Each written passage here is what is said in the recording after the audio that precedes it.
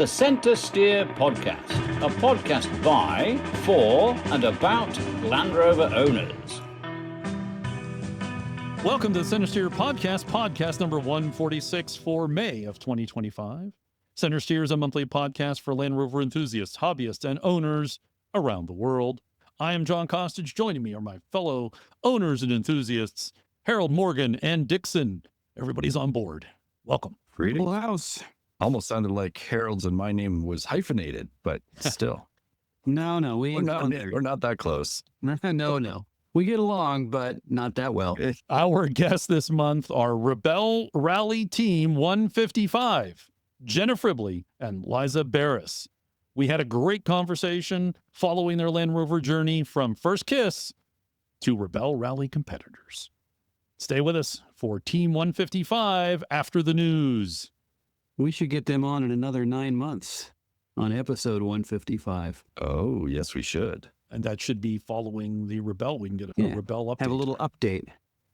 I like it. Put a pin in it. Let's do that. Thanks to our Patreon and Buy Me a Tea subscribers for their support. You can also help support the podcast through Patreon, Buy Me a Tea, or sporting a t-shirt or a sticker. We still have stickers and t-shirts to sell. Go out to our website. Happy to send you one.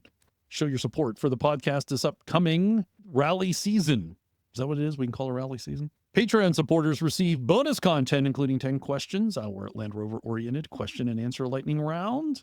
We'll have an extra bonus story from Liza and Jenna in the bonus content this month. That'll come out in about a week to get that posted. Our friend Alex in Barbados messaged us this month, and he said, "Hey, John, made me laugh. Spotted on the road, missing the rear window, a hanging license plate light, and hand signal only indicating as the rear light clusters were non-functional, but it's still on the road." Can you guess what model he was talking about? The only one worth laughing at that would be of interest to you would be a Freelander. No comment. That is correct. He said it was on the road, but that doesn't mean it was actually functioning. It could have been abandoned on the road. He did say hand signals, but he also didn't say what hand signals. So it might have been non-functional and other hand signals were being used. Yeah, a gesture or two. Yeah. I will say the photo is through the windshield of the vehicle he was in, because you can see the dash. And so it's possible that the Freelander was in motion. Possible. He goes on to say, "Hi, Harold, Morgan, and Dixon," and he's excited to share also that his rebuilt lightweight will soon be on the road with him in it as his daily driver. He'll share pics when this happens. As a daily driver, that takes some determination to daily drive a lightweight. Good for you, man. Yeah, sounds like a blast, though. Great to hear from you, Alex. Thanks very much for sending us the picture of the Freelander. There's a functioning Freelander. We think a functioning Freelander on Barbados. A semi-functional Freelander. It's probably the only one. And Alex, send us a picture of the lightweight when you get it on the road. Now it's time for the North American events calendar with our man in Canada, Dixon. As always, all of these can be found on anarch.club on the website for the events. But there are 4 of them we've got for June and July. The first you'll already heard about and be hearing about is Rover Ball, where Justin from Lucky 8 is going to try the impossible, see if he can get a NAS Freelander to go from New York to California. And back. And back in just 5 days across in one way. This is going to be interesting. He'll be stopping in a number of places, so the various clubs along the way are planning things. Go check Some of with those the local stops club. may be voluntary, may be planned. Some may be involuntary. I do know from watching Joe over at the Lost Cause Ranch, he plans to join in on Rover Ball in his own Freelander, assuming he can get it on the road. So for him, the challenge is just getting it to the event. And then from there, the event is basically just getting him back home again. He's going to go to Los Angeles. So he's going to go the whole way. Yes, he wants to go from New York to Los Angeles. Glutton for punishment he is. Absolutely. And from the videos that I've seen from both Justin and Joe, they're having some real challenges. So we got 2 Freelanders trying to compete in this event. I wonder if I should drag the chimney catcher behind in case they needed any spare parts. Absolutely. I think you should. And for any law enforcement people listening to this podcast, it is not a competition. It is simply a drive at legal speed limits. This is not a race. It is a competition. It is not a speed competition. It is a competition to see if you can do it. Fair. Competing to see which one can actually make the distance. Reminds me of a challenge that a bunch of people made at a Blacker Than Night event, probably 5, 6, 8 years ago, on who was going to have their 101 running first. There's at least 4 people involved in this one, and none of them are moving. None of them. Zero. The answer was zero. So the competition is still ongoing. The closest was Howard, who brought his 101, he thought working, to Greek Peak, and it stayed on the trailer. Ooh, yes. No. It got on the trailer, right? Well, yes, but There's no a big proof. winch on that trailer. Yeah, no proof. Yeah. No proof. It attended.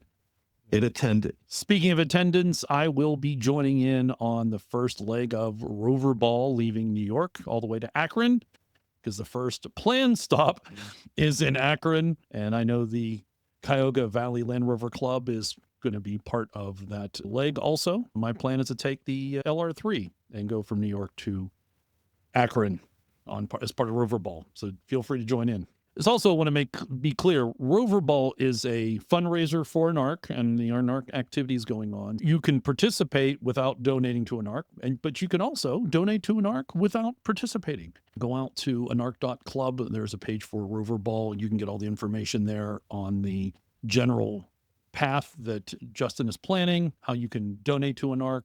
And when you do donate, any donations over $25, you'll get a commemorative Rover Ball sticker, the full Rover Ball itinerary, and access to the Rover Ball WhatsApp chat so you can know what's going on throughout the journey.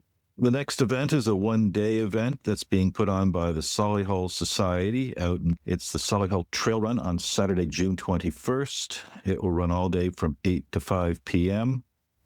Registration is not required, and information can be found on the anarch.club site or in the Solihull Society website or Facebook group. When you go on to anarch.club, there is a menu for member clubs, and if you hover over that, you'll get the club calendar, and that's where you get all the details.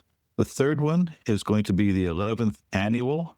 It is an event put on by the Northeast Land Rover Club in the Anthracite Outdoor Adventure area in Pennsylvania.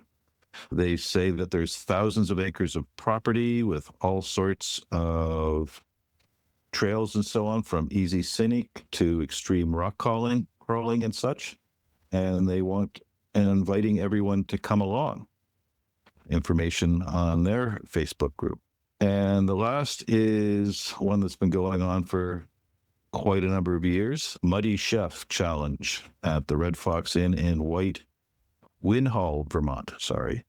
It's been running since 2008, and it is a very interesting competition or event for people to go to. Information there can be found at their website, muddychef.com. And that's what I've been told about so far. And I do want to jump in just briefly and say that I missed out on the Vermont Rovers Club weenie roast last month, or actually this month, just a couple of weeks ago.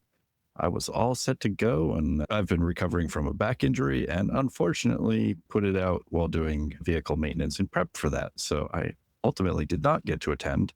Anybody who did attend, please let us know what your experience was like, because still haven't gotten to attend that. I think this was the 4th annual.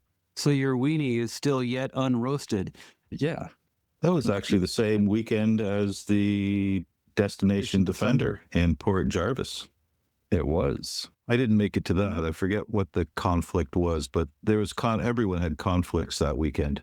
And now it's time for the news. First up, JLR delivers strong full-year performance. Profit before tax and exceptional items was £875 million for quarter 4. JLR's 10th consecutive profitable quarter, and £2.5 billion for fiscal year 25.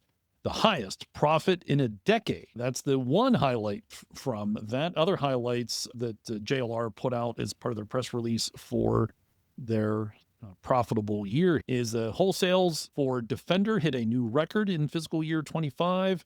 at 115,404 units. That was up 0.7 year on year. 21 luxury Range Rover SV editions created for global markets from India to Japan, Australia, China, UAE, and the UK. To date, over 32,000 people globally have expressed interest in the reimagined Jaguar forthcoming electric GT.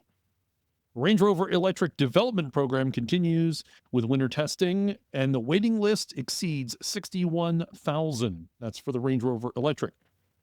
JLR Global PHEV retail sales for fiscal year 25 is up 21.7% year on year, with Range Rover PHEV up 38% as more clients use the technology on the way towards battery electric vehicles, and new collaboration with their China JV partner Chery to create the EV portfolio based on JLR's Freelander brand. There's the highlights I picked up from their press release on 2025.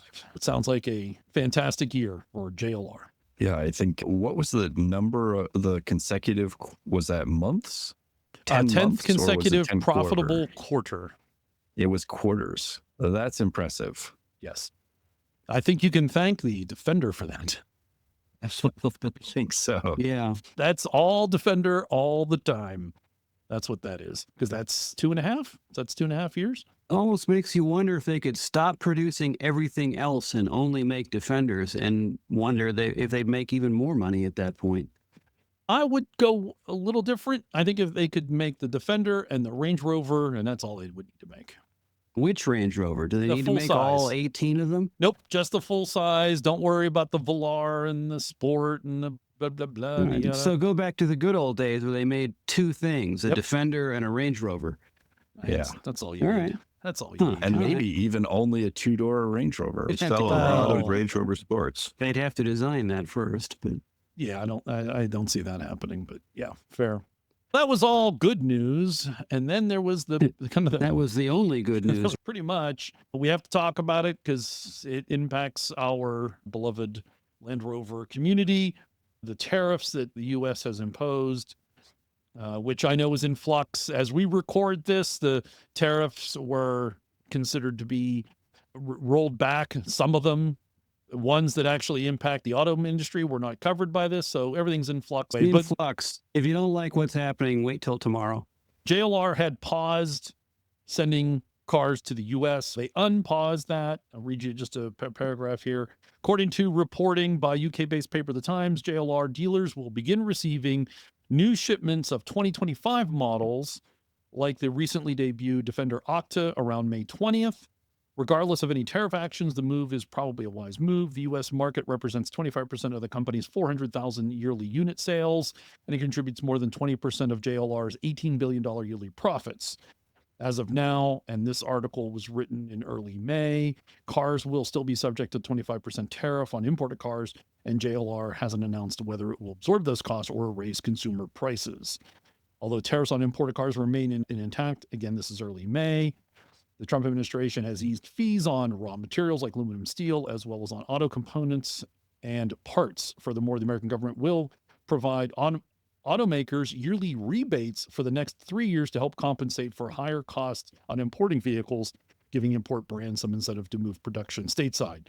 I hadn't heard that before, so that's the first I'd heard that there may be some sort of help. It's a speculative rhetorical thing, but I'm curious, what's JLR going to do about keeping Canadian sales from crossing the border into the United States? Because that's potentially, so let's superficially say, you buy a $100,000 Range Rover in Canada, it's $125 in the States. So why wouldn't you come north and buy one and just drive it south? Because they all meet the same safety and emission standards. Yeah, but you would have to But register it Yeah, here. I You think can do was, it now with other cars.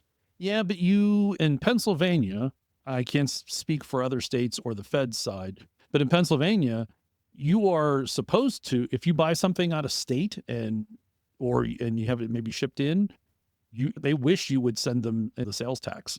Now people don't do Oh, it. no, you'll have to pay the tax coming in. You'll have to pay the tax if you buy it in Pittsburgh versus buying it in Albany versus buying it in Ottawa. You're going to pay sales tax when you register it, whichever jurisdiction you're in. But so you buy the thing in Canada. Like when I went to the Octa launch several weeks ago, and I priced an Octa in the U.S. versus Canada, and there's a $17,000 difference in favor of Canada right off the bat. Add in Trump's tariffs, you're adding 25% to that base price on top of the 17. At some point, it gets rather profitable, or what It makes financial sense. fair amount. Yeah. It does, but does that, if you bought it in Canada and imported it into the US, does that count as an international import? And so the 25-year No, because Because it's got the sticker that meets North American emissions standards. it meets it meets both country standards.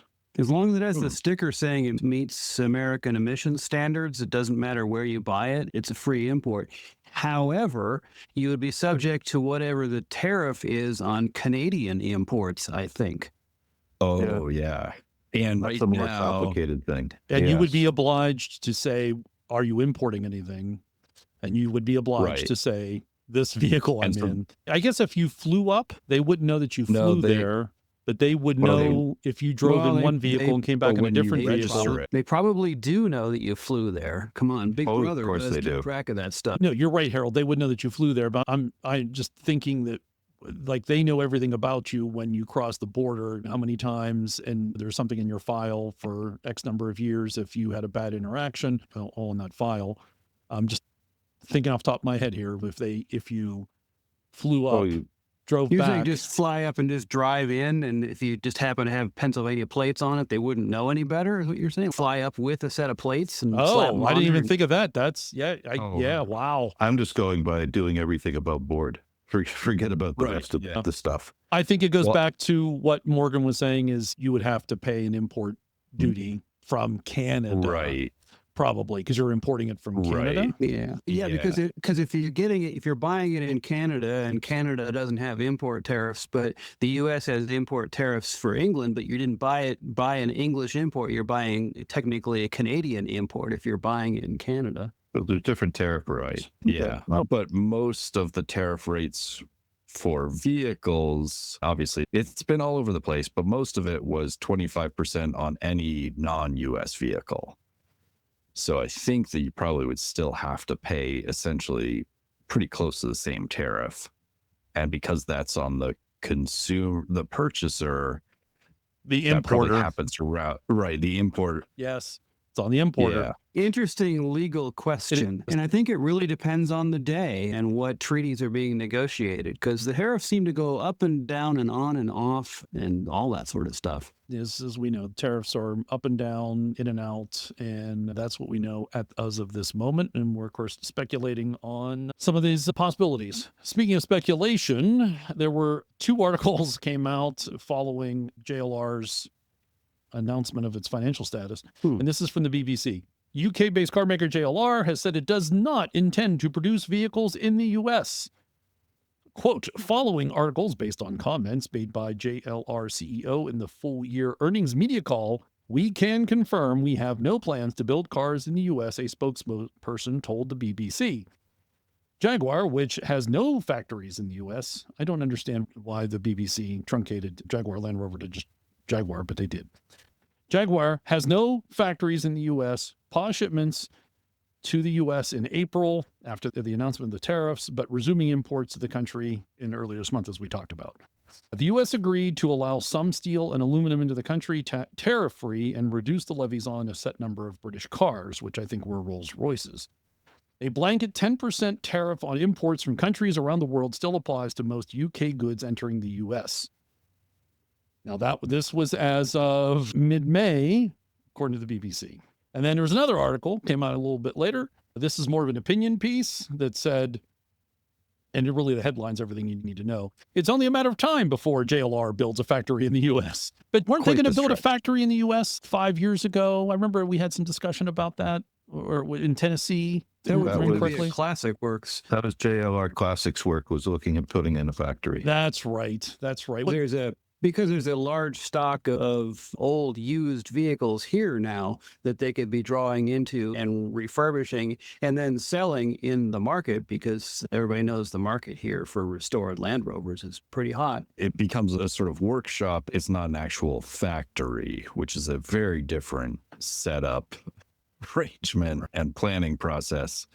That was what COVID stopped that, right? Yeah, COVID paused the whole They planning. announced it right before COVID. Okay, I remember that now. Yeah, I could see them building a plant, but it's not going to happen overnight. It's going to take you at least a year or two before I just you don't know can if they produce do the anything. volume years. that would support that. What is their second largest market? Yeah, It would but be CKD initially, but it'd be complicated because of all the supply chains you'd have to establish over here. Otherwise, all the parts are just coming in from the Midlands. They do Right, that for and that's- Slovakia, don't they? But I think that's another big part of it, is that the labor rates here in the US are much higher than Slovakia. And I can see why people were asking JLR, especially with, at the time, the tariffs being reduced for raw materials. It's a prime time to say, hey, JLR, why don't you just build them here? But yeah, that second article, it's surprising that they took we have no plans at this time, and they're like, oh, that doesn't mean never. JLR Never said is a we're long not going time. to. This was someone else who said it doesn't mean never. This was more of an analysis piece. So to be clear, But that's where the analysis, I think, is really pushing the limits of JLR's statement. And the thing of it is, if they do actually put together a factory here, yeah, they can't build them as cheaply over here as they can in Slovakia. And then if they're shifting all that production for their second largest market over here, then is Slovakia going to be busy enough, or are they going to lose workers over there? Because they have separate assembly plants in China, correct, for their other biggest market? Or are they closing some of those down? that is unclear. But with the US being right now about 20% of their sales, it's understandable to say, hey, that's a large enough number, but will it be sustainable, actually grow JLR enough for, John, you said 1 or 2 years to build a factory, but it's probably more like 5 to 10 to do everything. Seems like a big risk. Yeah, you're right. That's really the bottom line of this. There is no certainty to what's happening in the near term to plan for the long term. If you knew that there were going to be these tariffs and they were immutable and they were not going to change, and yes, it's going to be this way for at least 5-10 years, then it makes sense to start talking about building a plan here. Things are just shifting too quickly that you're just going to stay still and then see how the sands land. And there's so many unknown for Jaguar too. Then you add in Jaguar is Jaguar. such That's a massive whole question. nother. Yeah, That's exactly. yeah. That's another podcast. Is there a Jaguar podcast? All right, let's move on to JLR stops making its own cars in China to embrace Chinese rebrands. JLR is throwing in the towel in China, scrapping its own models and opting to rebrand Chinese-made platforms from 2026. The move comes after its joint venture with Chery lost $18.7 million in the last fiscal year. Jaguar side production of the XE, XF, E-Pace, which are currently made at a plant owned by Chery, will be wound down in September. Land Rover will end its Chinese manufacture of the Range Rover Evoque and the Disco Sport by the end of the year. The Freelander name is set to return. According to Report Auto News, a new range of China-based Focus models is being readied for JLR and Chery to sell under an all-new Freelander brand. The lineup will be based on the Chery T1X platform, which was developed with the assistance of JLR as far back as 2016. The modular T1X currently underpins several Chery, Tigo, Omoda, and JQ SUVs. The first Freelander will feature a plug-in hybrid drivetrain. JLR will have input to the design, but the Freelanders will not only ride on Chinese architecture, but will be squarely aimed at the market with Chinese attributes and Chinese costs, making it perfect for the Chinese market, according to JLR's CFO. It's thought that the Freelanders will continue to be sold alongside larger imports, such as the full-size Range Rover and Defender, higher price models, which are less susceptible to the price war with local manufacturers. Freelander returns, but not the way we know it. Add it to the house of brands, I think. Yeehaw. Yeah, honestly, I'm a little surprised that they partnered with Chery to build all those models in China. anyway. They had to, because the Chinese government has to own a majority stake of your company there. It made sense for them to partner up with a local company in order to satisfy that requirement. Yes, for sure. All right, moving on to more technology. Car HUDs are bad. Jaguar Land Rover is testing tech to change that. This is in Wired magazine. Current systems are installed into the dashboard and project onto the windshield. These are HUDs, creating a digital display roughly in the driver's eye line and saving them the need to look down at the dashboard. Despite being in the right place, the projection is not the same distance from the driver's eyes as the road. And although refocusing between two happens quickly, this company called All Focal Optics says this increases noticeably with age, that refocusing between the car and the heads-up display. With the new lenses, the information projected from heads-up display, things like speed direction and, more importantly, potential collision warning, would always be in focus, so they could read, processed, and acted on that much quicker. Car manufacturers see the potential, with JLR set to begin a trial this year. JLR subject matter expert on extended reality told Wired, quote, "Through this research project with All Focus Optics, we are exploring new ways to present information via heads-up displays in a way that makes it even simpler to read by further reducing an amount of vision strain and focus that would typically be needed.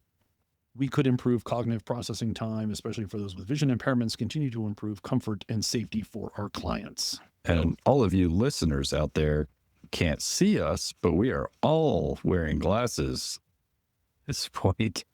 Yeah, I'm all for things that reduce refocusing my eyes. Although I also, at this point, still prefer to just drive a manual and be able to do a lot more by feel and sound and keep my eyes focused on the road. All right, next. I realize this story is 2 years old, but I don't recall us ever talking about it, but it was worth mentioning. New defenders being used by the military. In this case, the Royal Thai Army is using brand new defenders to tow light howitzers. The story came up, and there's some pictures. We'll have them in, of course, the links to the show notes. You can go see the green matte color of the new defenders towing howitzers. Doing important things. It'd be actually curious to see how the 6 of them are doing 2 years after Good point. the article. Yes. I did a little That's true. searching, but it's all I could find was these articles, but I didn't go deep into it.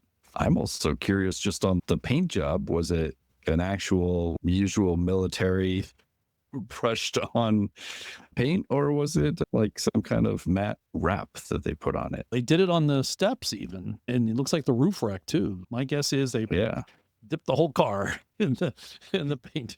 If their squaddies are like our squaddies, they'll be using a broom at some point with the paint bucket. When they hit stuff, they'll do the cave and pave, load it up with Fondo, and yeehaw, that'll be fun. It does feel like with the new Land Rovers that things are smooth enough that you probably could just squeegee the windows after spraying the entire vehicle, and that would be good enough. Okay, you first. And next up, Land Rover completes initial testing of Defender Dakar D7X-R in grueling Sahara Desert. This is a nice companion to our guests this month. Ensuring its rough and tumble Defender SUV is ready for the scorching heat and abusive terrain of the Sahara Desert, Land Rover has been evaluating the new Defender Dakar D7X-R, just like saying that, which the British automaker will run in the Dakar Rally next January. The Dakar D7X-R is based on a production Defender and utilizes the vehicle's standard aluminum architecture and drivetrain configuration. Under the hood, this SUV features a 4.4-liter twin turbocharged V8 for loads of off-the-line scoot and plenty of high RPM pull. Just what you need for blasting across the desert and effortlessly conquering sand dunes. This rugged utility vehicle just completed early testing for what is billed as the most challenging of long-distance off-road races. The Dakar D7X-R will compete in the stock category, which is designed for vehicles based on production models. 3 of these SUVs will compete in this legendary race, while Land Rover will campaign 2 in the 2026 FIA World Rally Raid Championship. In addition to announcing the testing it's done to the Dakar D7X-R, Land Rover also revealed the 2 drivers that will be pushing the vehicle to its limits during next year's race. Dakar veteran Stefan Peter Hansel is one of the folks that will be piloting this Land Rover at 59 years young. The Frenchman has competed in this race a whopping 35 times on bikes and in cars. Beyond that, he's won the competition 14 times. Aside from that, Land Rover will also be leaning on Rokas Bakaluska, a promising young talent from Lithuania. And there is another follow-on article to that. Later, Land Rover announced that Sarah Price as a 2026 Dakar Rally driver. There's now 3 drivers have been announced for the Dakar, and they now have a dedicated vehicle. I wonder if that vehicle, the D7X-R or whatever it is, I wonder if that shares any technology with the Octa. Which comes from the Bowler, right? Yeah.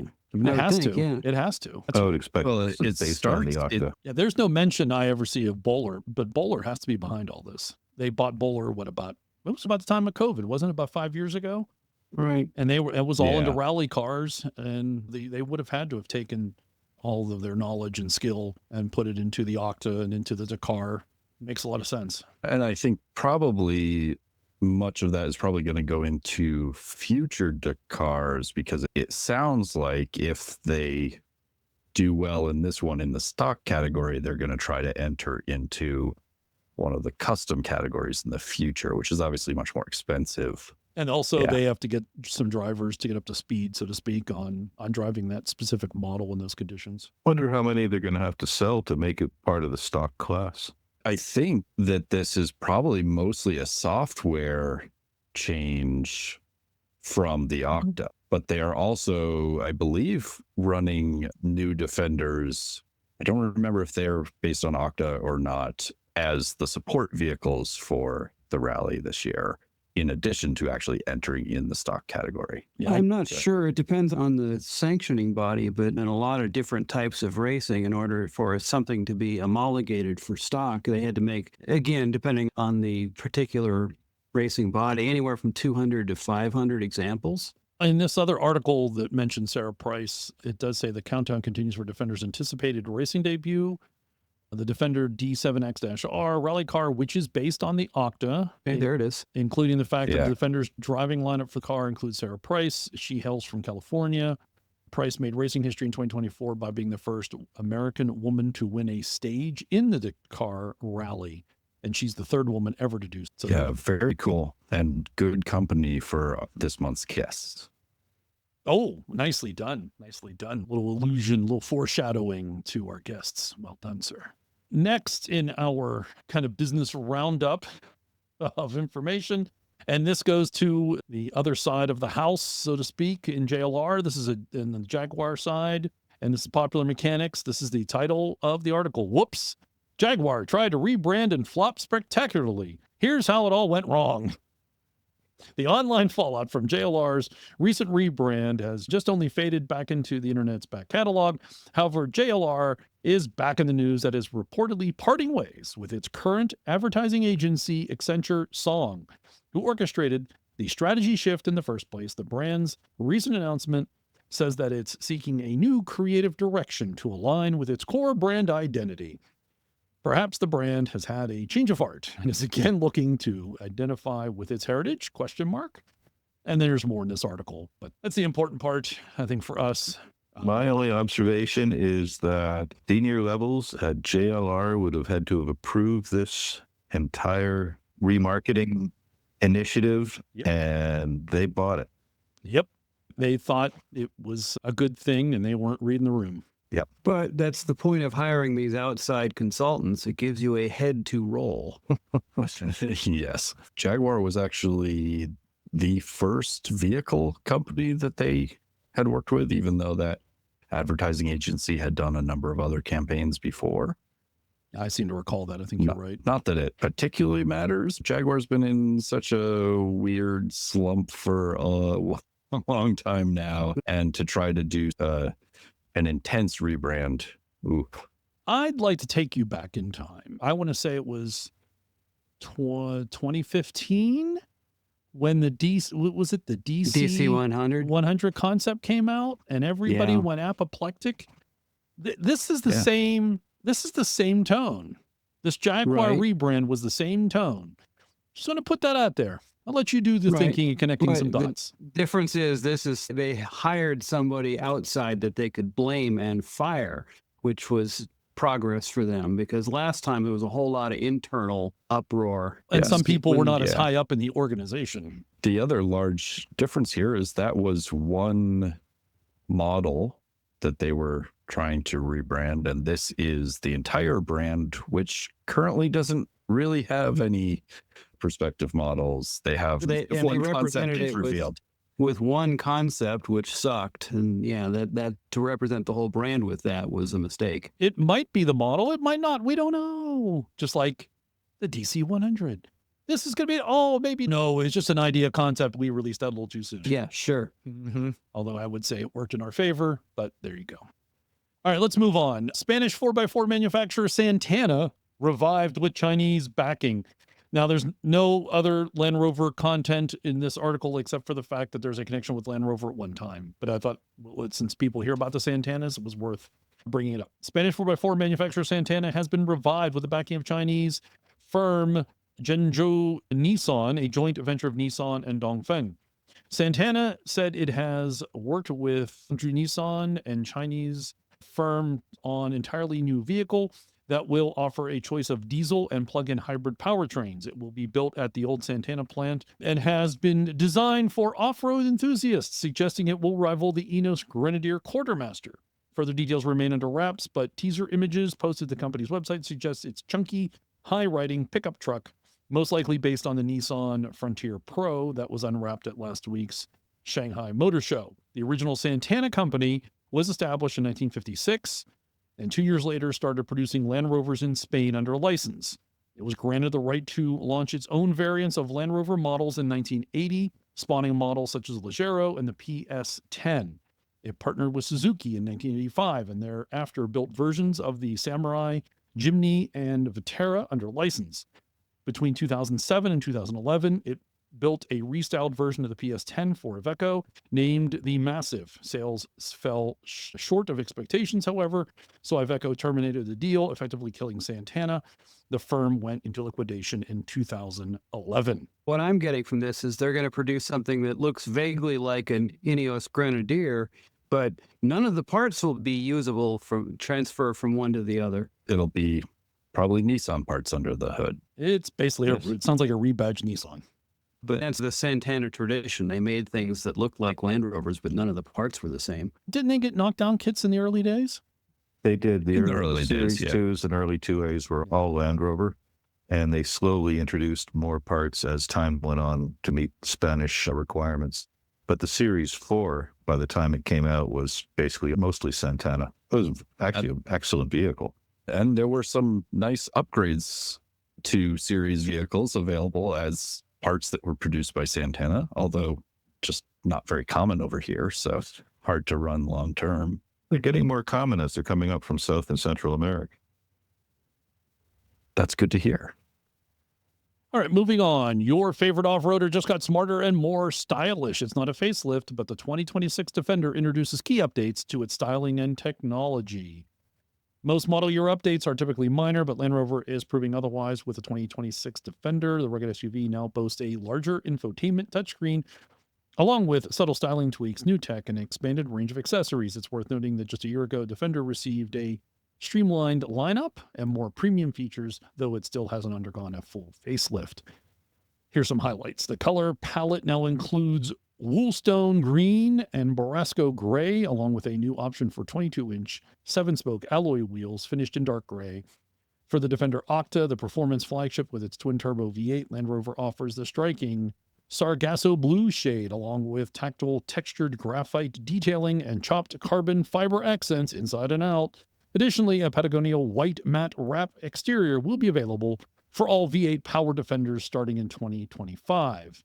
Inside, the big news is the 13.1-inch touchscreen. Up from the previous 11.4-inch unit, the rest of the interior is largely unchanged, though the gear shifter has been slightly repositioned for better ergonomics. I read that as it's not in the way of the screen. There's also a new sliding section and deeper stowage area in the center console, along with removable side pockets for those who don't need a center jump seat. On the tech front, The 2026 Defender can be equipped with optional adaptive off-road cruise control and an upgraded version of the all-terrain progress control. And finally, the 2026 Defender will be available for order in the UK with prices starting at £57,000, which is $77,000. We'll likely hear more about availability in other markets, including North America, in the near future. So that's your new 2026 Defender. It's selling so great, don't screw with it. That's what I hear. I don't think the gear shifter looks like it's particularly out of the way of the display, but They moved it a millimeter, a sir. little better. Yeah, exactly. Maybe a little two. better. They Yeah. also expanded the screen by a little more than 1.5 inches, so that Yeah. probably now extends further. Off-road cruise control. Yes. Is that like a hand throttle? I should Sure. hope so. Yeah. Sounds like the hand throttle on a series truck. Yeah. Isn't that off-road cruise sounds- control? Sounds a little too much like a hands-free hand throttle, though. Neat. Ugh. It gives new meaning to self-driving because you could just set the hand throttle, get out of the vehicle, and just let it go. It'll continue till it doesn't.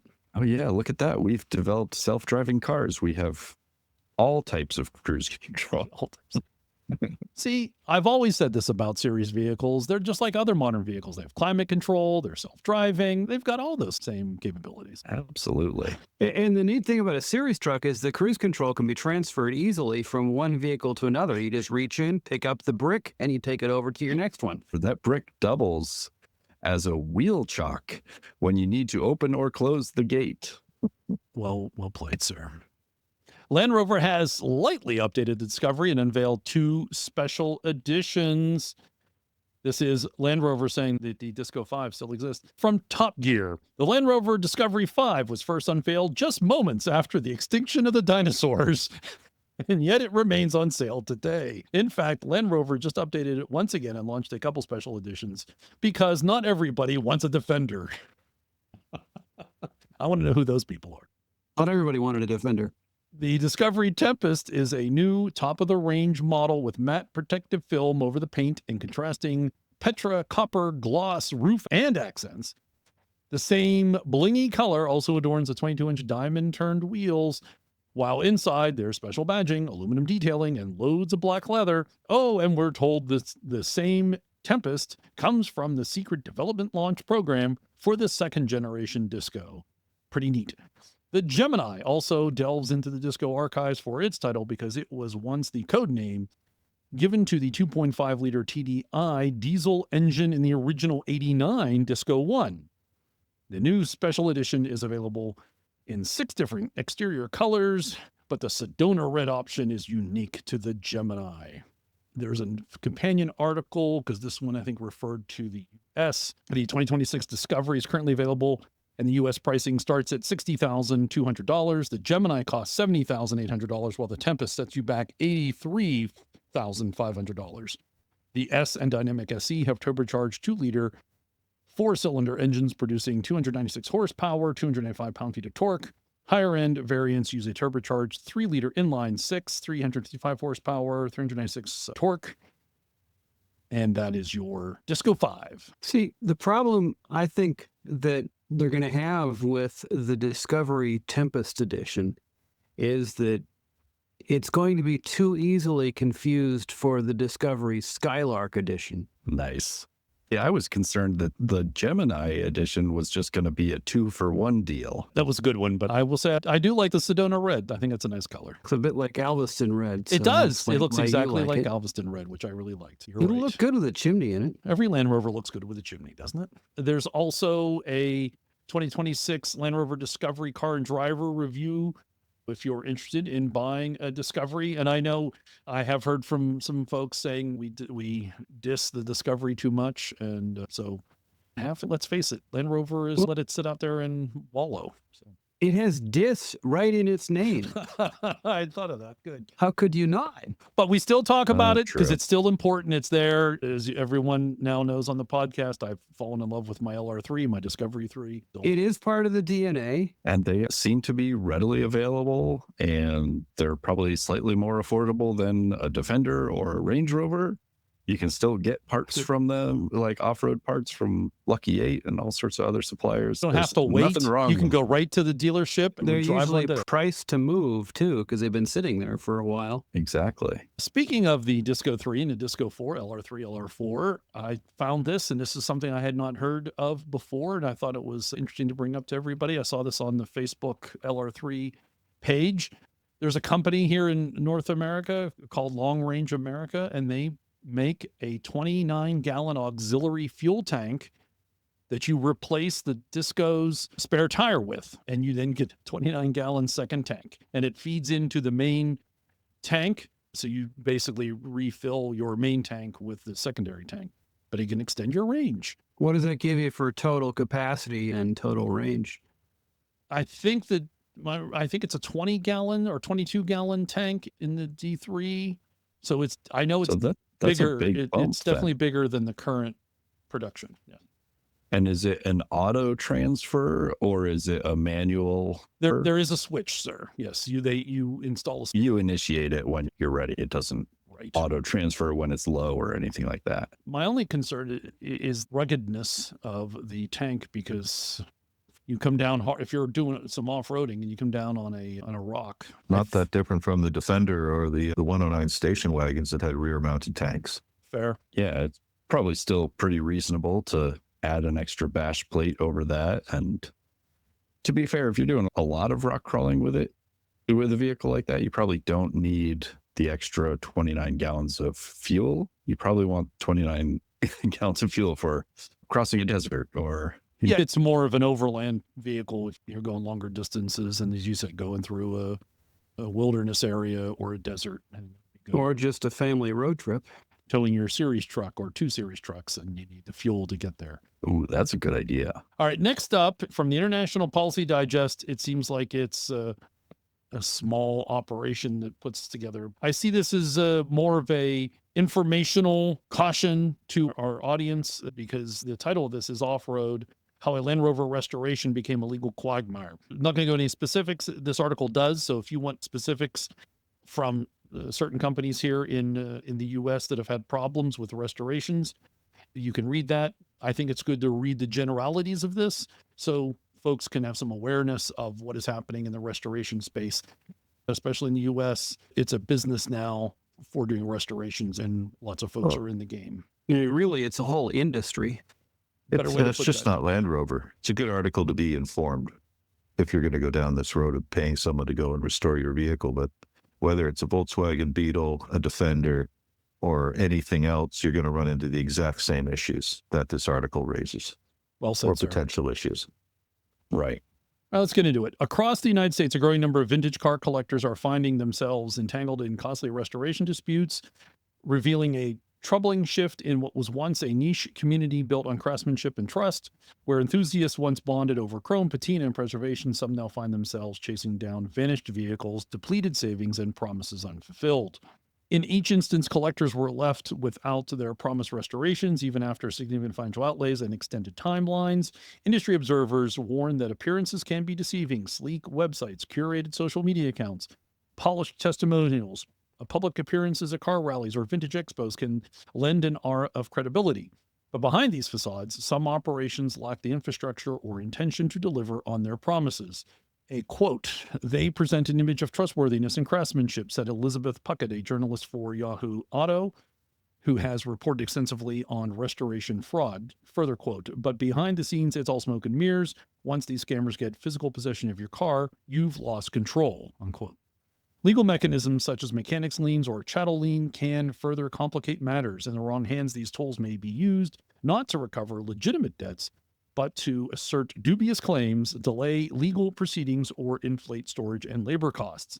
Bankruptcy filings may be strategically deployed to forestall litigation or obscure accountability. For collectors, the message is increasingly clear. Due diligence is essential. Experts recommend in-person visits to shops, background checks on business licensing, verification of insurance coverage, and written contracts with itemized deliverables. Large upfront payments without contractual safeguards are especially risky. Those are the outlines of that article. And the thing to point out here is that this is a problem, and it has been a problem for a long time, but it is definitely not how every shop in this country operates. There are plenty of good shops out there and plenty of people who try very hard to not be that kind of shop. But even an honest shop will have problems from time to time, and communication is key. Absolutely. Yes. And I think the other thing that has to always be taken into consideration is anything as complex as a vehicle restoration or really any other very complex project, time and cost will generally increase throughout the process as issues are discovered. But as Harold said, the communication there is the really important part to make sure that it's handled appropriately and not suddenly a surprise or a loss on anybody's part. And the other thing to keep in mind is that, yeah, the project, the costs will go up as unforeseens are discovered. But the other thing is the scope often changes. The client often says, hey, I saw this. Can we do that? And yeah, but that's going to take more time and take more money. And It's similar to a house. If you're restoring a house, you don't know how good the foundation is or what's behind that wall. There may be water damage. And the same thing with a car. You get into it and you find out the bulkhead is crap. When you just did a cursory look, it looked fine. But then when you get into it, you find out it's all rotted out. I try to tell people we should plan on it being bad. And if we're pleasantly surprised, that's a good thing. But we should plan on this is going to have to get done.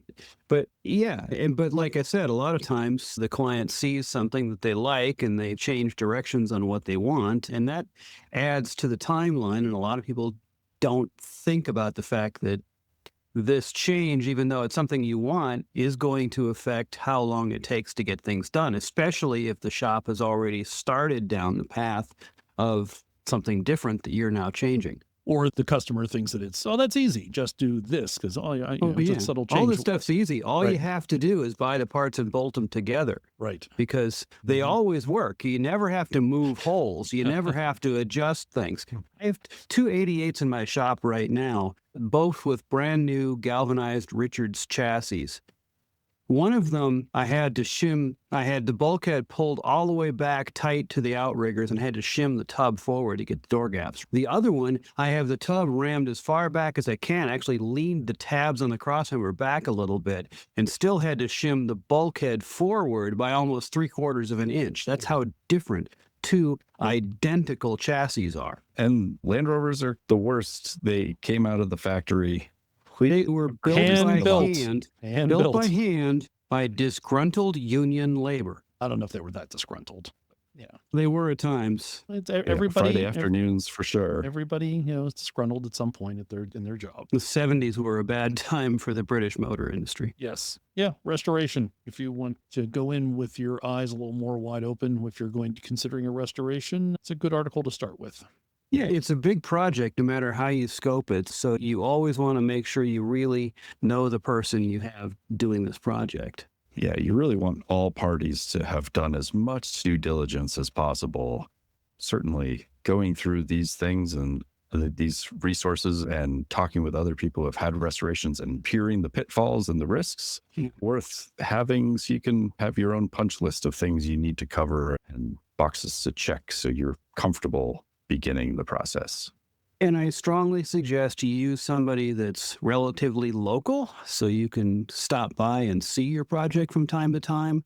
And on that, maybe you can't be like really local if you've got somebody that you really want to use, but you definitely want to avoid having your restoration done in another country. Because I have heard so many horror stories about restorations that were done in other countries and work that was not done and done wrong and way beyond the timeline and way more cost overruns. And I personally have serviced stuff that's been fully restored offshore, and unbelievable how much stuff was done completely wrong and had to be redone. If you want to do a restoration, do it somewhere nearby. Do it local. Do it in this country. On that note, that's good information. Let's move on to the next story. Land Rover that still looks 1960 but drives like 2030. Despite the classic looks, this Land Rover can hit 60 miles an hour in a little as 8 seconds. This is a electrically converted vehicle. So in a world racing towards future of silent electric motors, the idea of electrifying a post-war Land Rover might sound like forcing a flip phone to run TikTok. Still, that's what exactly UK company Inverted is doing, taking legendary Land Rover Series 1, 2, and 3s and giving them full electric drivetrain while staying largely true to the iconic design. The battery sends power to a single electric motor, producing 160 horsepower and 664 pound-feet of torque. Thanks to that torque, the once slow utility vehicle can hit 60 miles an hour in 8 seconds. Yeah, but does it steer and stop like 1960 still? They don't talk about that probably for good reason, Harold. Yeah. They say it drives like 20, 30, but they don't say how it stops. Even more interesting is that the Inverted keeps the original transfer box, which still offers high and low range gearing and works seamlessly with electric setup. A locking differential is also included, maintaining off-road capability. Inverted says its electric Land Rover models can travel 120 miles on a full charge. Peanuts compared to most EVs on the market, but it's worth remembering that very few owners of old Land Rovers use them as a daily driver. I want to know who those people are. Finally here, just don't expect this upgraded nostalgia to come cheap. Inverted's conversions start at £150,000, which is $200,000, though the price does include the donor vehicle. So you don't have to bring your own vehicle now. There's your converted electric, full electric series truck. And you know what? You can get an Octa cheaper.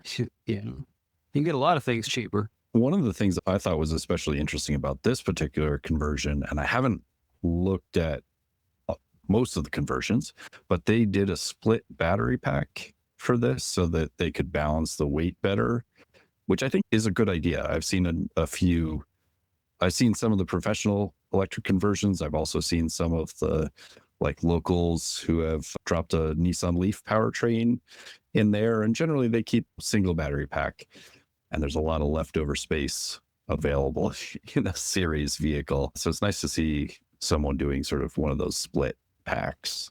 Next, the Defender Service Awards are back. And Land Rover has announced that the Defender, the original British adventure brand, is proudly recognized across the globe for inspiring humanitarian action, conservation, and adventure. The Defender brand announces the 5th annual Defender Service Awards presented by Chase. The Defender Service Awards recognize U.S., Puerto Rican, and Canadian charitable organizations that exemplify the unstoppable essence of Defender. Organizations are encouraged to submit videos on how a new Defender 130 would support their respective mission in one of 6 categories. I'm not going to read the categories. You can go out and do that yourself. We'll link, of course, to this in the show notes. They're the same categories as they've had in the past. It looks to be, yeah. There's community service, and yeah, they all look to be the same. And it's now in its 5th year. Defender Service Awards have been recognized the incredible efforts of charitable organizations contributing to their local communities in North America. Since 2021, over $1 million in monetary awards, and 24 Defender models have been awarded to organizations across the U.S. and Canada. And it's more Land Rovers doing important things for important people. Should just call it the Important Things Award. Yes. Yeah, and there's details on this release, the video, where you need to submit it and when. Submissions are open until July 25th. It looks like there's also still the second chance category for previous entrants that didn't win. Yes, and that includes friends of the podcast who were on last year. Yes, that is correct. That is the Allegheny Mountain Rescue. All right, and finally, we'll end on Lucky 8 have put out a video on the 2025 ANARC Stewards Training. It's 9 minutes and 40 seconds. If you want to know what the training was about, what happened, go out and check out that video. We have a link in the show notes. Thanks to Justin for putting that video together and highlighting the activities there.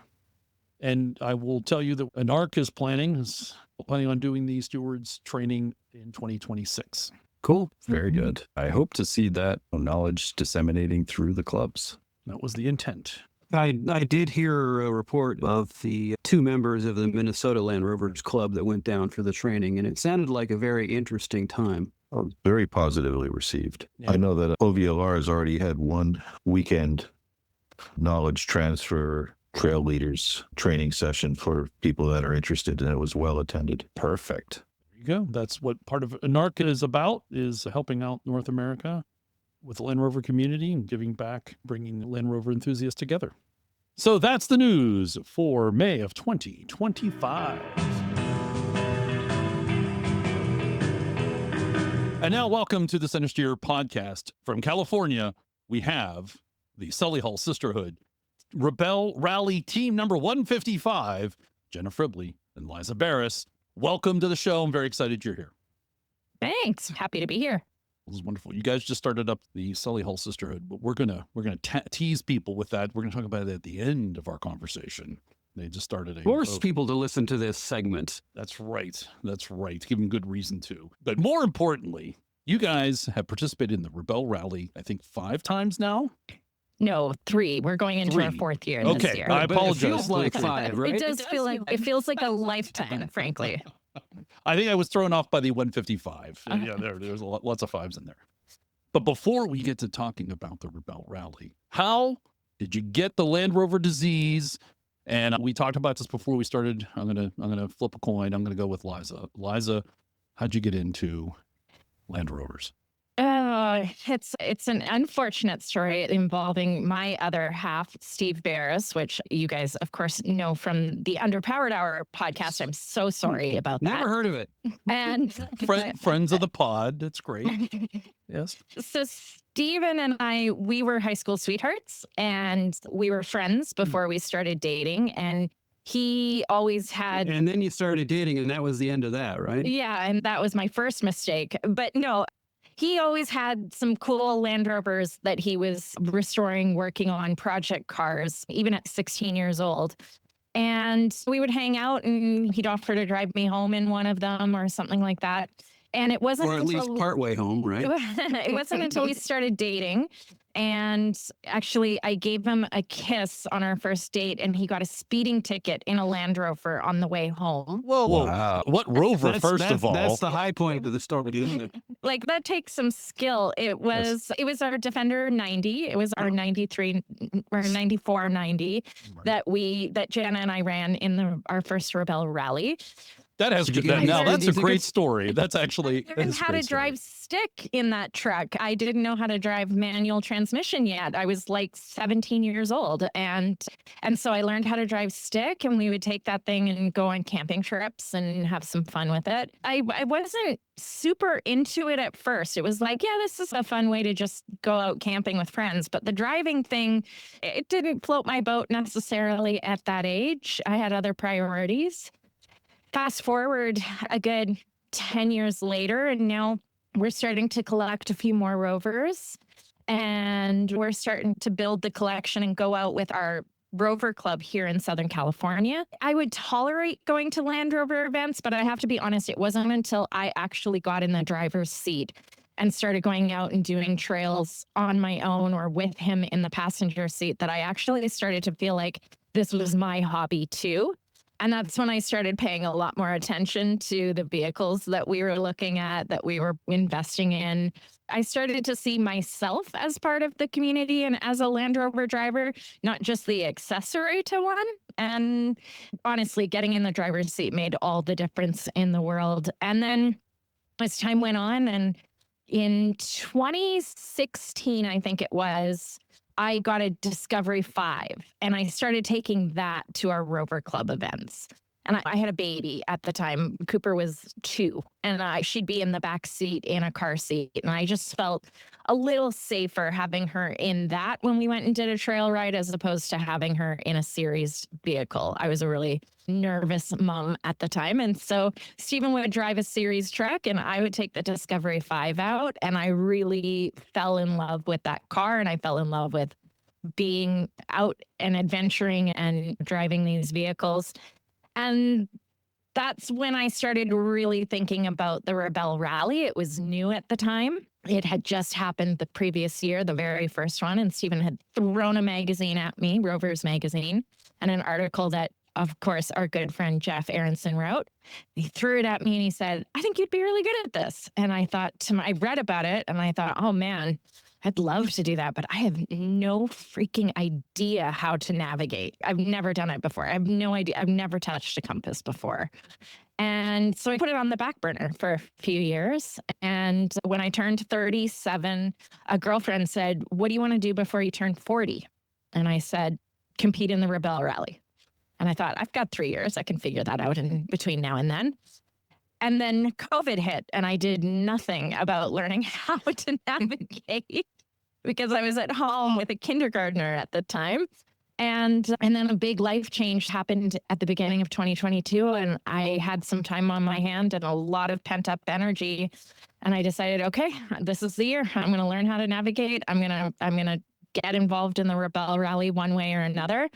And I barely knew Jenna, and I texted her and I said, I'm doing a Land Rover training, or I'm doing a Rebel Rally training. I think you should come with me. And that was history. Yeah, ticket, same day, but let's go. Yep. And what kind of training was that? Rebel Rally offers these trainings. They range anywhere from 2 to 4 day. They even do 7-day trainings now. And generally, there will be a day or two of just navigation training. It'll start in the classroom with maps and compasses, and you learn how to plot, and you learn how to declinate your compass and do things like that. And then from there, you take it out into the real world and actually learn how to go from point A to point B and what you're looking for, how to track your bearing and your distance and things like that. And then they do driving trainings, which is a lot of the time they're out in the dunes or they're out in the kind of conditions that we see on the Rebel, and really just working on really fine throttle control, really controlled descents. It's not a ton of rock crawling or things like that. It is much more about really preserving your vehicle in covering a lot of ground off-road. Jenna, how did you get into Land Rovers yourself? Was it the Indeed. call from Liza? Oh, no. Similar, though, to Liza's story. Ike and I were high school sweethearts. There's a long story to that, too, that involved me being in national news and having been expelled from a previous high school, and then ended up at the same school Ike was at. And That sounds like the subject for another podcast. Or a different kind of podcast? long story short, there was a time when zero tolerance policy was a big deal in the mid 90s. And that just takes the fun out of everything, doesn't it? And I was in high school and I was sitting in an exam, and some staff person came to the classroom and was like, we need you to go to the principal's office. And I did. And they sat me down and said they believed I was in possession of a dangerous weapon, and they emptied my backpack. And lo and behold, the weapon that was of concern was a Swiss Army knife that I had gotten on a dinosaur dig, actually, in Wyoming, and had used the previous week to help put a desk back together when I was in etymology club. Yeah. Anyway, zero tolerance, got expelled. My family was on Dateline. They tried to sue the school system. It was a whole thing. And I ended up at this other school. Ike was there. Had I not been expelled for this pocket knife, I never would have met Ike, and I never would have gotten into Land Rovers. If it wasn't for that folding screwdriver, you'd have been okay. I know. There is a positive to zero tolerance, apparently. We should hit Swiss Army knives up for a sponsorship for Rebel. Still got time. Anywho, similar to Liza, Ike had a Land Rover. What is it about that? I don't know. I don't know that quite counts as the bad boy. Yeah, it doesn't make them cooler. It just, I don't know. They think it does. Yeah, so he had a 1965 Series 288. Ooh, So a new one. Yeah, it was a non-original, like metallic gray diesel, and yeah, we'd go to the bookstore after school in it. And I remember one day very vividly that we were coming back to school after going to the bookstore, and it just stopped going, and I was like, uh-oh. And he just hopped out and did a little MacGyver, and away we went again. And I was just like, wow, that's amazing. Whether he like concocted that on purpose, I don't know. It was just the throttle linkage that had popped off. Now, knowing like it wasn't that complicated, but at the time it seemed like voodoo. And then 17-year-old Jenna was very impressed. Yeah, that has to have been staged. Yeah, I think so. I think he just had loosened it a little, maybe. Yeah, so we used to take that truck. I don't know. There was like a crazy like field that with little weird woods next to the highway. We'd go drive around after school, and there was something about it, which led to all sorts of dumb antics, as you do. There was a time, still in high school, pre-cell phones, that for some reason we decided we needed to drive to Wisconsin. We lived in Indiana, and we needed to drive to Wisconsin for an engine. But at the time, for some reason, he didn't own a roof or a windshield on the car. Those are optional. So we without telling our parents, decided to drive to Wisconsin. We got like halfway, or we were in Wisconsin, but we weren't all the way up to where we needed to be. And the wheel bearing went out and like fully welded itself. And some guy, some other Rover guy that I was on the email list with, came to our rescue, pulled the whole like hub assembly off his car and brought it to us, and we fixed it, and we went and got the motor, and then we drove coming back home. It was thunderstorming and dark, and we had no roof and no windshield, and I had like my raincoat cinched like to the tiniest hole around my face, and we're on I-65, which is like I-5 basically, and you're just semis blowing by and huge waves of water crashing over us, and it was insane. And we got home. Could have been worse. Could have been February. It could have been February. It wasn't too cold. It was actually a beautiful day on the way up. It was like pastoral and sunny and amazing. It was intense. On the way home. It was, yeah. And we got home, and Ike's mom, who was already a pretty big worrier, was beside herself, like 2 a.m, not knowing where we were. And yeah, it was intense. But I've heard this story before, but what I love about it is that you still had that experience when this is the guy for me. That wasn't a red flag. That wasn't enough of a red flag. No. This was like foreshadowing. Green flags all the way. He 25 didn't years or supply whatever. goggles? I think we did have some goggles. Yeah, we did. Because I think I'd rather it be cold than not being able to see. There are plenty of other cold trips as well, but that was a very formative, memorable early experience doing And really that was the dumb Series things in 3 Land that you Rovers. did that in. That was a Series 2A. 2A. Okay. Yeah, Just to that was a Series clarify. 2A. And Yeah. wow. What happened Anyhow. what happened to the engine? I don't remember what it was for. I don't Just remember if curious. it was a replacement for that car or if it was for something else. Because again, similar, he was already tinkering and had a random pile in his like mom's apartment complex carport. You can't have just one. It's just not allowed. Yeah. so And then true. we went to college, and he'd be like spray painting a breakfast panel up on the roof of the dorms. And I ended up buying my first car in undergrad, and I bought a 1966 Series 2A 88. But at the time, we again still lived in Indiana, and we bought this car from Oregon. It was unique in that it had an unusual, you've heard of it, but it's unusual, camper top on it, which was the Expand-A-Cab. Yep. So it's a not great design because it actually opens up from the front. Like, Yeah. instead of a side tilt or a rear tilt, it Yeah, yeah. tilts open on the Nothing back. wrong The with that opposite design. of what you'd want. It's like really, you have to really trust those fasteners, right? And they're not that trustworthy. So it's definitely a situation like when you don't latch the bonnet. You Although go when down you- there, all of a sudden it's open. When your brakes fail, it could be useful. You could deploy it intentionally. At the time, though, I needed the money, so I sold that roof to help me pay for the car. And somebody else who was more of a nuanced enthusiast was excited about the roof despite its shortcomings. Oh yeah, it was a And, score for him. I know. I wish now that I had kept it just because it's wacky and interesting, but it just didn't. I was whatever. 19. So I had that truck for a long time. And then eventually, I don't know, we have the full rotation, constant rotation of wacky Land Rovers. Like, you can't just have one. There's too many different options. Ike tries to do this exercise with me. Like, he wants me to be his voice of reason. And he's like, Somebody's okay, got to do it. yeah. If we You're a sold terrible voice of I reason. am. He's like, if we just tipped one or two, which ones? And I'm like, no, because long and short, long and short, but also like Series 1, Series 2. Well, like we have the Doormobile, right? Like we can't You gotta replace the have a Doormobile. Doormobile. It's the battle wagon. We got to have that. You really need one of everything. You do. And you need like pickup, right?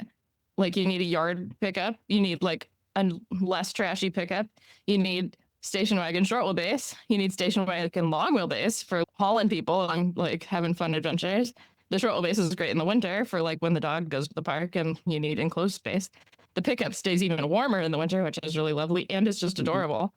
And then like soft top, right? Obviously you can swap any of these around. But Oil, and then there's leaf ones that have spring. cool, and then cool stories, right? If you have ones with an interesting backstory, like how do you get rid of that? We have some of those, and there's only one. That one You have is the Steve only one that McQueen's lived that series truck. experience. We do have the McQueen truck and some others that are interesting. And then the colors, you gotta have. We have yellow ones. At least you guys draw the line, right? You guys don't really have anything not much newer than like a Series 3. Stephen and I have made the mistake of expanding into the 90s and 2000s. And if you start taking the approach that you need one of each, it gets really expensive. I would say we don't own any Series 3s. We don't do plastic dash. So up to 1967 is our cutoff. So I you think have a it's line. anything made during his own lifetime. With exception of the new project, which we won't talk about too much yet, but we're working on a 1972 Range Rover. So Come on. technically that has plastic.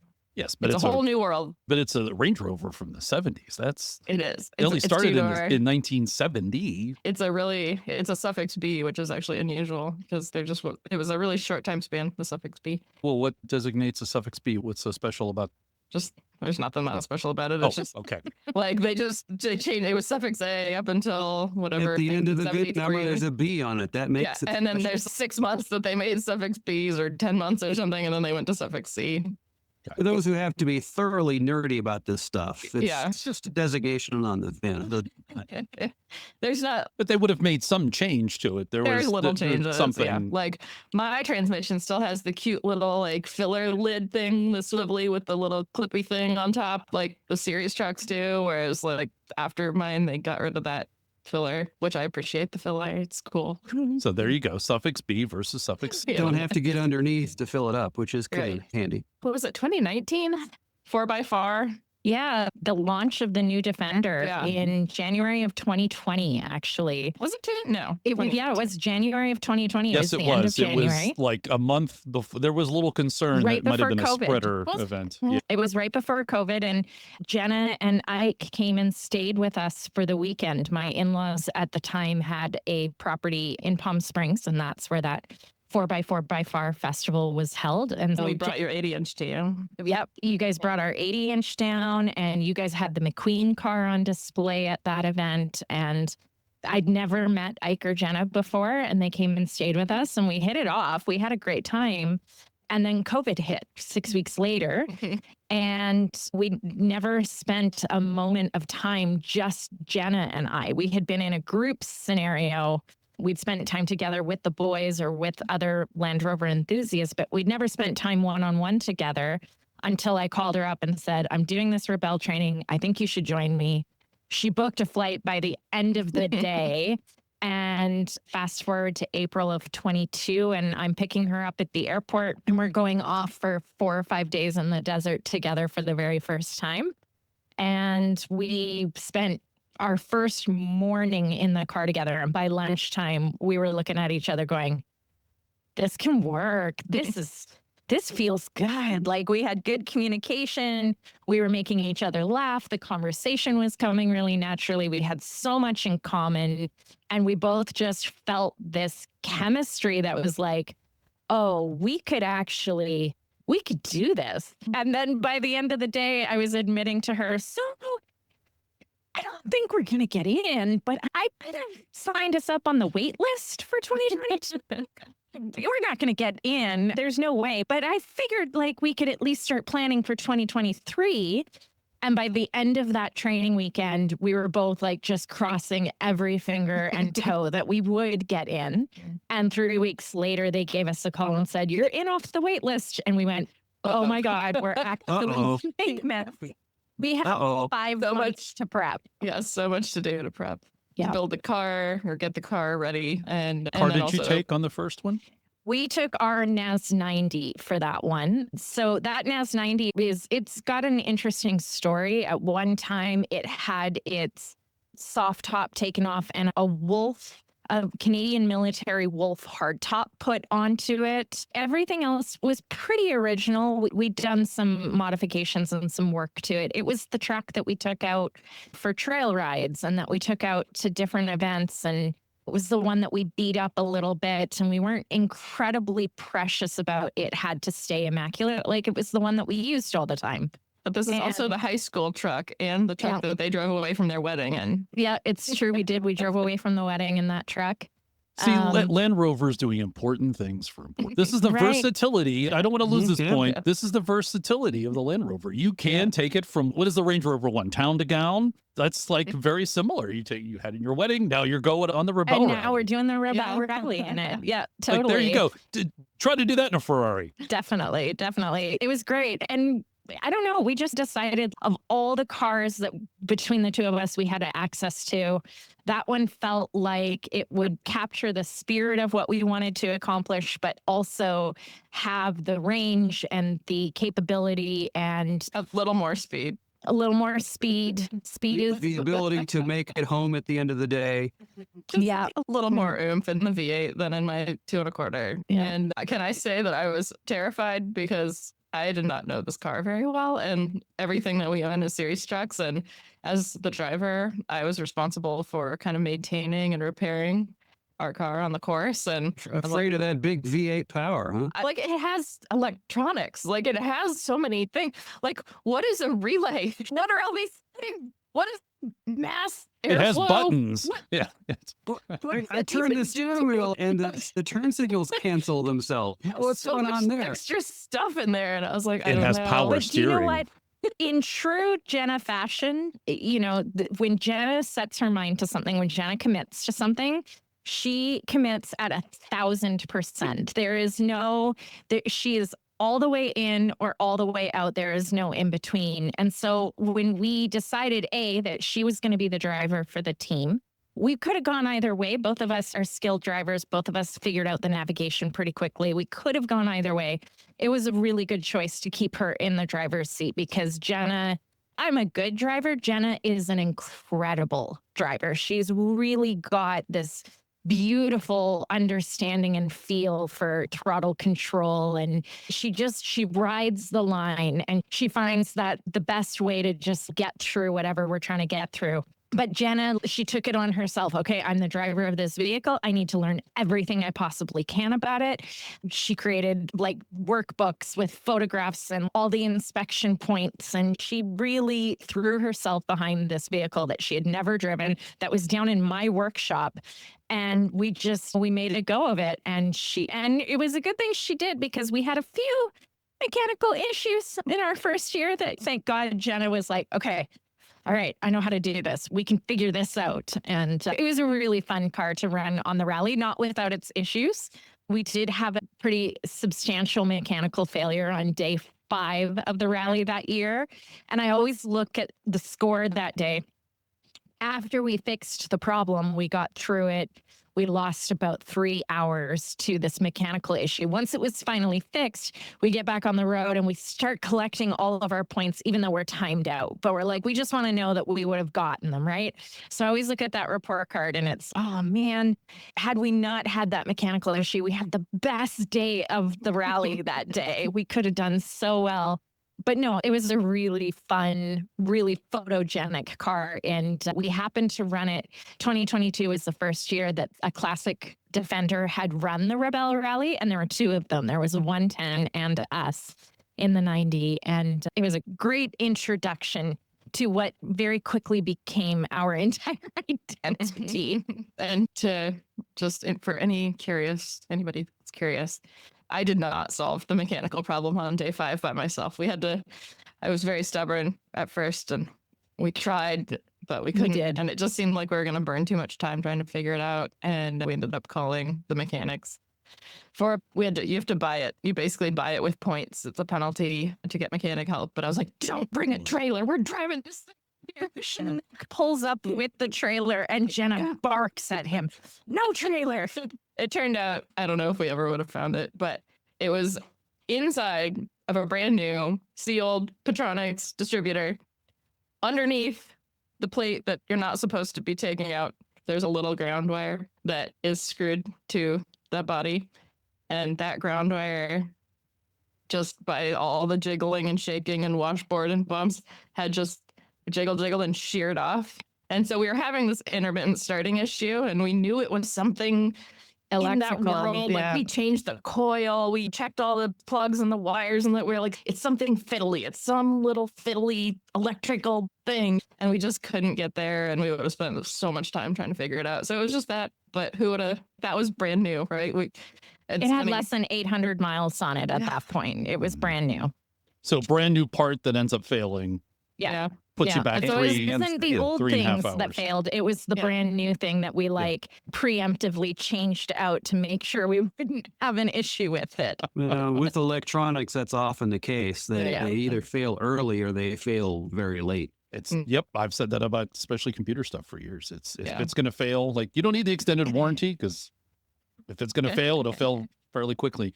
For those who are Yeah. not familiar with Rebel Rally, can you give us a little primer of how it works? And I was unaware. Well, we've had Emily on the program, especially when the Rebel was just kind of getting started. But I was unaware of this, that you can buy points to have a mechanic help you. So that's interesting. What that simply means is that you're losing points to a penalty fee in order to get that support. Yeah, so the Rebel Rally is the longest rally in North America. It's an off-road navigation rally. And what that means is we're out there for 8 days with no cell phones, no GPS. It's 100% map and compass navigation. It's about 1,600 miles every year, give or take. The course changes every year because, of course, if it was the same, what would the fun in that be if everybody knew where we were going next?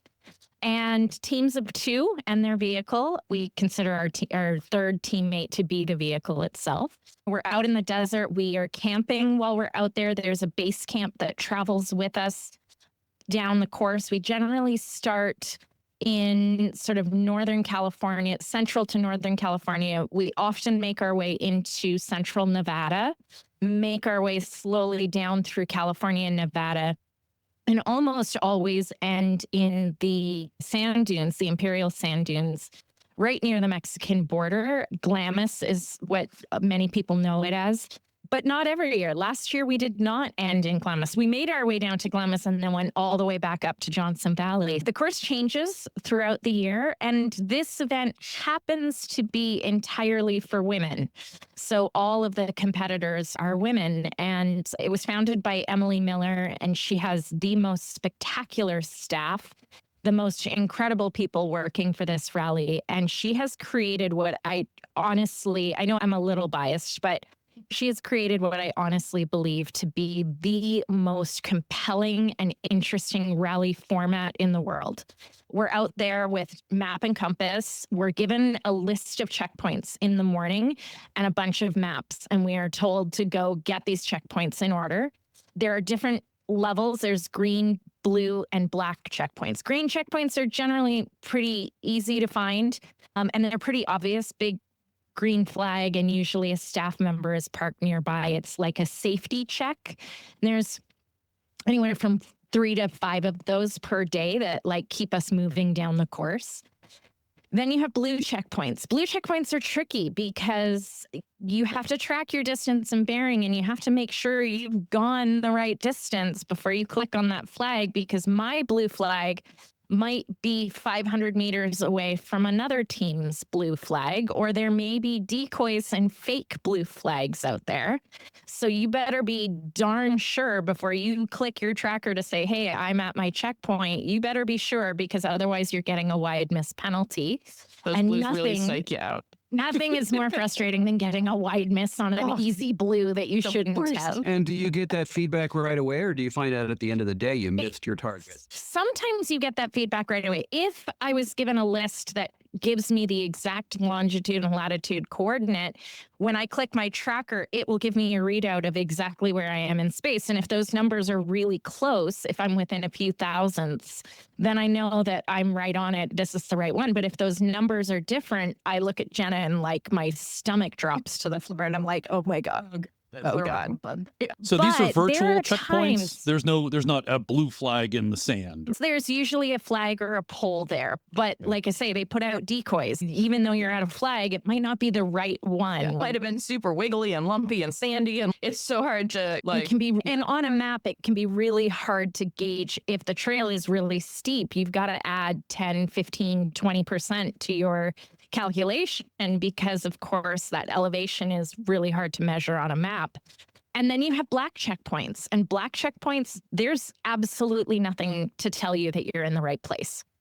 It's literally a point in space, and you have to look at the map, read that topography, track your distance and bearings. Sometimes we get out and use some triangulation to try to verify, are we as far down this trail as we think we are and whatnot. And then you click and you basically get your points based on a radius. If you're in the bullseye, you'll get full points.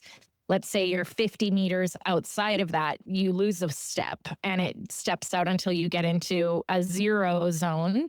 And then anything outside of that is a wide miss. And given all of that information, it's an extremely strategic game.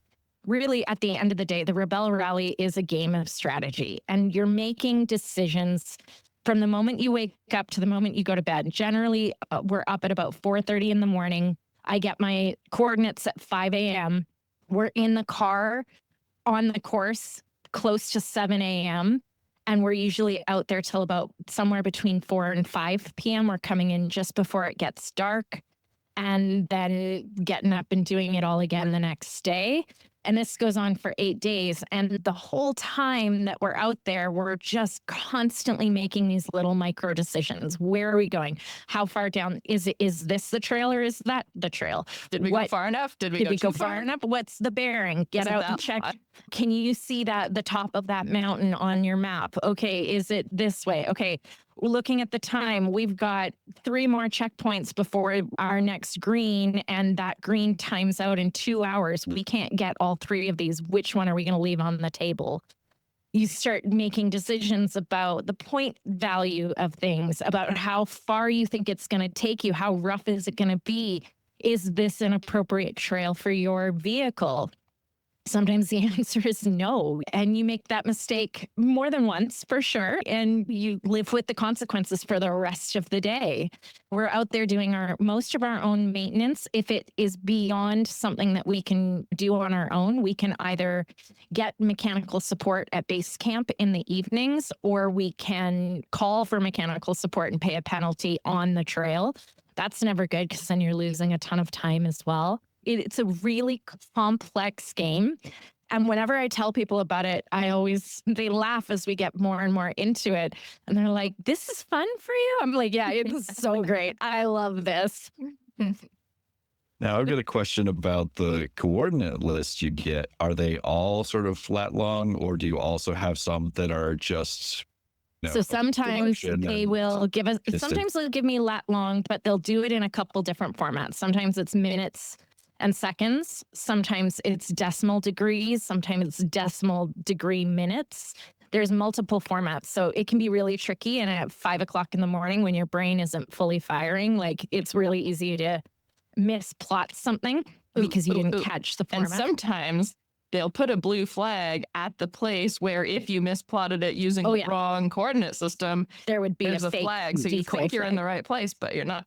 Very sneaky. So sometimes they're like that. Other times they will give me a distance and a bearing. So they'll tell me that checkpoint 13 is 270 degrees and 1.7 kilometers from checkpoint 15.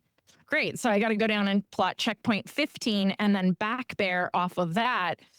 As soon as you start getting into places where you're back bearing off of another point, you're increasing your potential for error. You're just compounding the opportunity to make a mistake. We had one day this year on day 2 where the people who make the game, they were particularly feisty that day.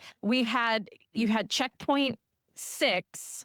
And then off of 6, you had to plot checkpoint 7. And then off of checkpoint 7, you had a distance and bearing to plot checkpoint 8. And then off of that, you had another one. By the time you got all the way to checkpoint 9, you've had 4 opportunities to screw this up. And a lot of teams didn't go for those. We actually got almost full points on almost all of them except for one. One I goofed, but we didn't get a wide miss. We just didn't get many points at all. I think we only got 1. Was that the one though that it was just we were so short on time? We were so short on time. We were blazing down this just like corral cow. It's the level of stress. I swear to you, this is fun, but oh my God, the level of stress that we sometimes feel in the car to pull it all together and make it happen it's pretty intense. It's pretty intense. And then there are times, one more piece of the puzzle.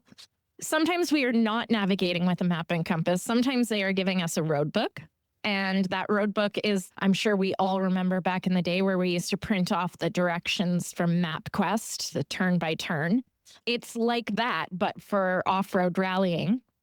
And we follow a road book. Sometimes it can be transits that take us hundreds of miles, and other times they're a little shorter, but they are giving us a prescribed speed. And Jenna is my mathematician in the morning while I am plotting, and she has to go through and calculate to the second when we are supposed to execute any one of these tulip notes. Then we get in the car and she's driving it and I'm reading her notes and I'm counting down and I'm telling her, in 400 meters, we're turning left over a cattle grate. We got to be there in 15 seconds. 300 meters, we got to be there in 10, 9. There it is, 8, 7. And we're driving along and she's trying to maintain an average speed and it's chaos. Those enduros are the most chaotic part of the whole rally. Yeah, there, a lot of people are familiar with the time, speed, distance format. It's like that, but it's on a very kind of compressed scale compared to maybe other events of that flavor. So these might last half an hour and you have a bunch of these control points along the way and you don't know where the actual timing control points are. Like those aren't in the book.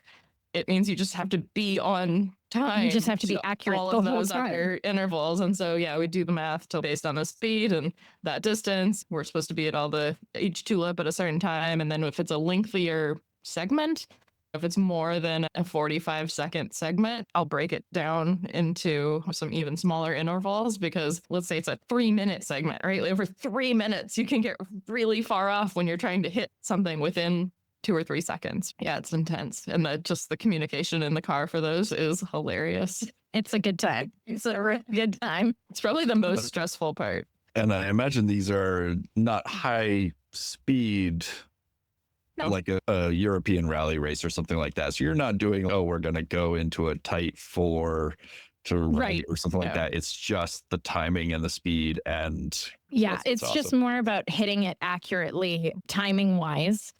And there's so many opportunities to mess it up. I feel like sometimes they'll peak out at maybe 55 kilometers an hour and you're not supposed to go over 70 kilometers an hour to make up time. We had a cattle crossing last year or the year before. 2 years ago, 2 yeah. years ago in the middle of our rally, which put us suddenly behind our, did I stick under that 70? Debatable. It sounds like maybe the ideal vehicle would be an older series truck because then you could just put a brick on the throttle.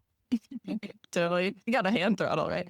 The other hard part about those is actually when they have a very slow prescribed speed, it's so hard to stay under 10 kilometers an hour, right? We had one in Ridgecrest that went around a burro sanctuary, like conservation facility. And so the tulip note, we had to drive by this burro thing for 1.5 kilometers at 5 kilometers an hour, which is so ungodly slow. And that's like walking speed, isn't it? Hello to the burros because you have the time. And it was this is where low range first comes in handy. Yeah, and it was just this painful. Oh my. This is tricky. You could get out and stretch your legs while the truck is making progress. I could have gotten out and walked faster than we were driving. I think I made that joke a few times during that stretch. It's so hard not to let your mind wander during those too, and then suddenly realize you've been going 12 kilometers an hour, and like, how long have I been going 12 kilometers an hour? Oh no, we're gonna be ahead of pace. It's a funny thing. And then how much slower can you go below 5 kilometers an hour to make up that speed? That's the trick. And you're not allowed to stop. You do get penalized if you come to a complete stop on those, other than act of God cattle crossing. But so they're actually tracking. They're also tracking with a GPS your motion and movement. Yeah. Okay. Yeah, there's a tracker on the roof of the car that everyone can see us, and including the race officials, but also people at home. If you watch our dot, it's tracking us off the roof tracker, and then we have a handheld tracker in the vehicle with us, which is the one we use to signal when we think we're at a checkpoint. And then we also have a sat phone for emergencies only. Yep. Like when you need to call in the mechanic. Yes. Yes. Yeah. Do they penalize you in points when you use the sat phone? Not if it's a true emergency or if there's some sort of scenarios where, of course, we want you to call into dispatch and check in and let us know that this is happening. And we've called in a few times.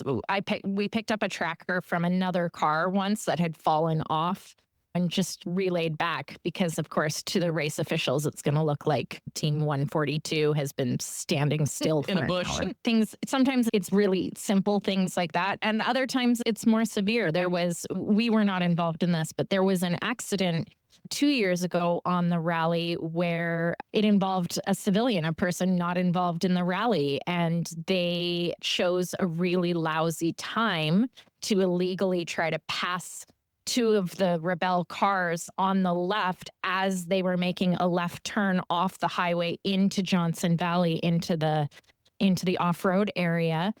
And he T-boned one of our team cars, and that team had to retire from the event, unfortunately, on day 5 because of this accident. And there was another car, some friends of ours who were also competitors. They used their sat phone to call, and that, of course, is a great reason to use your safety equipment.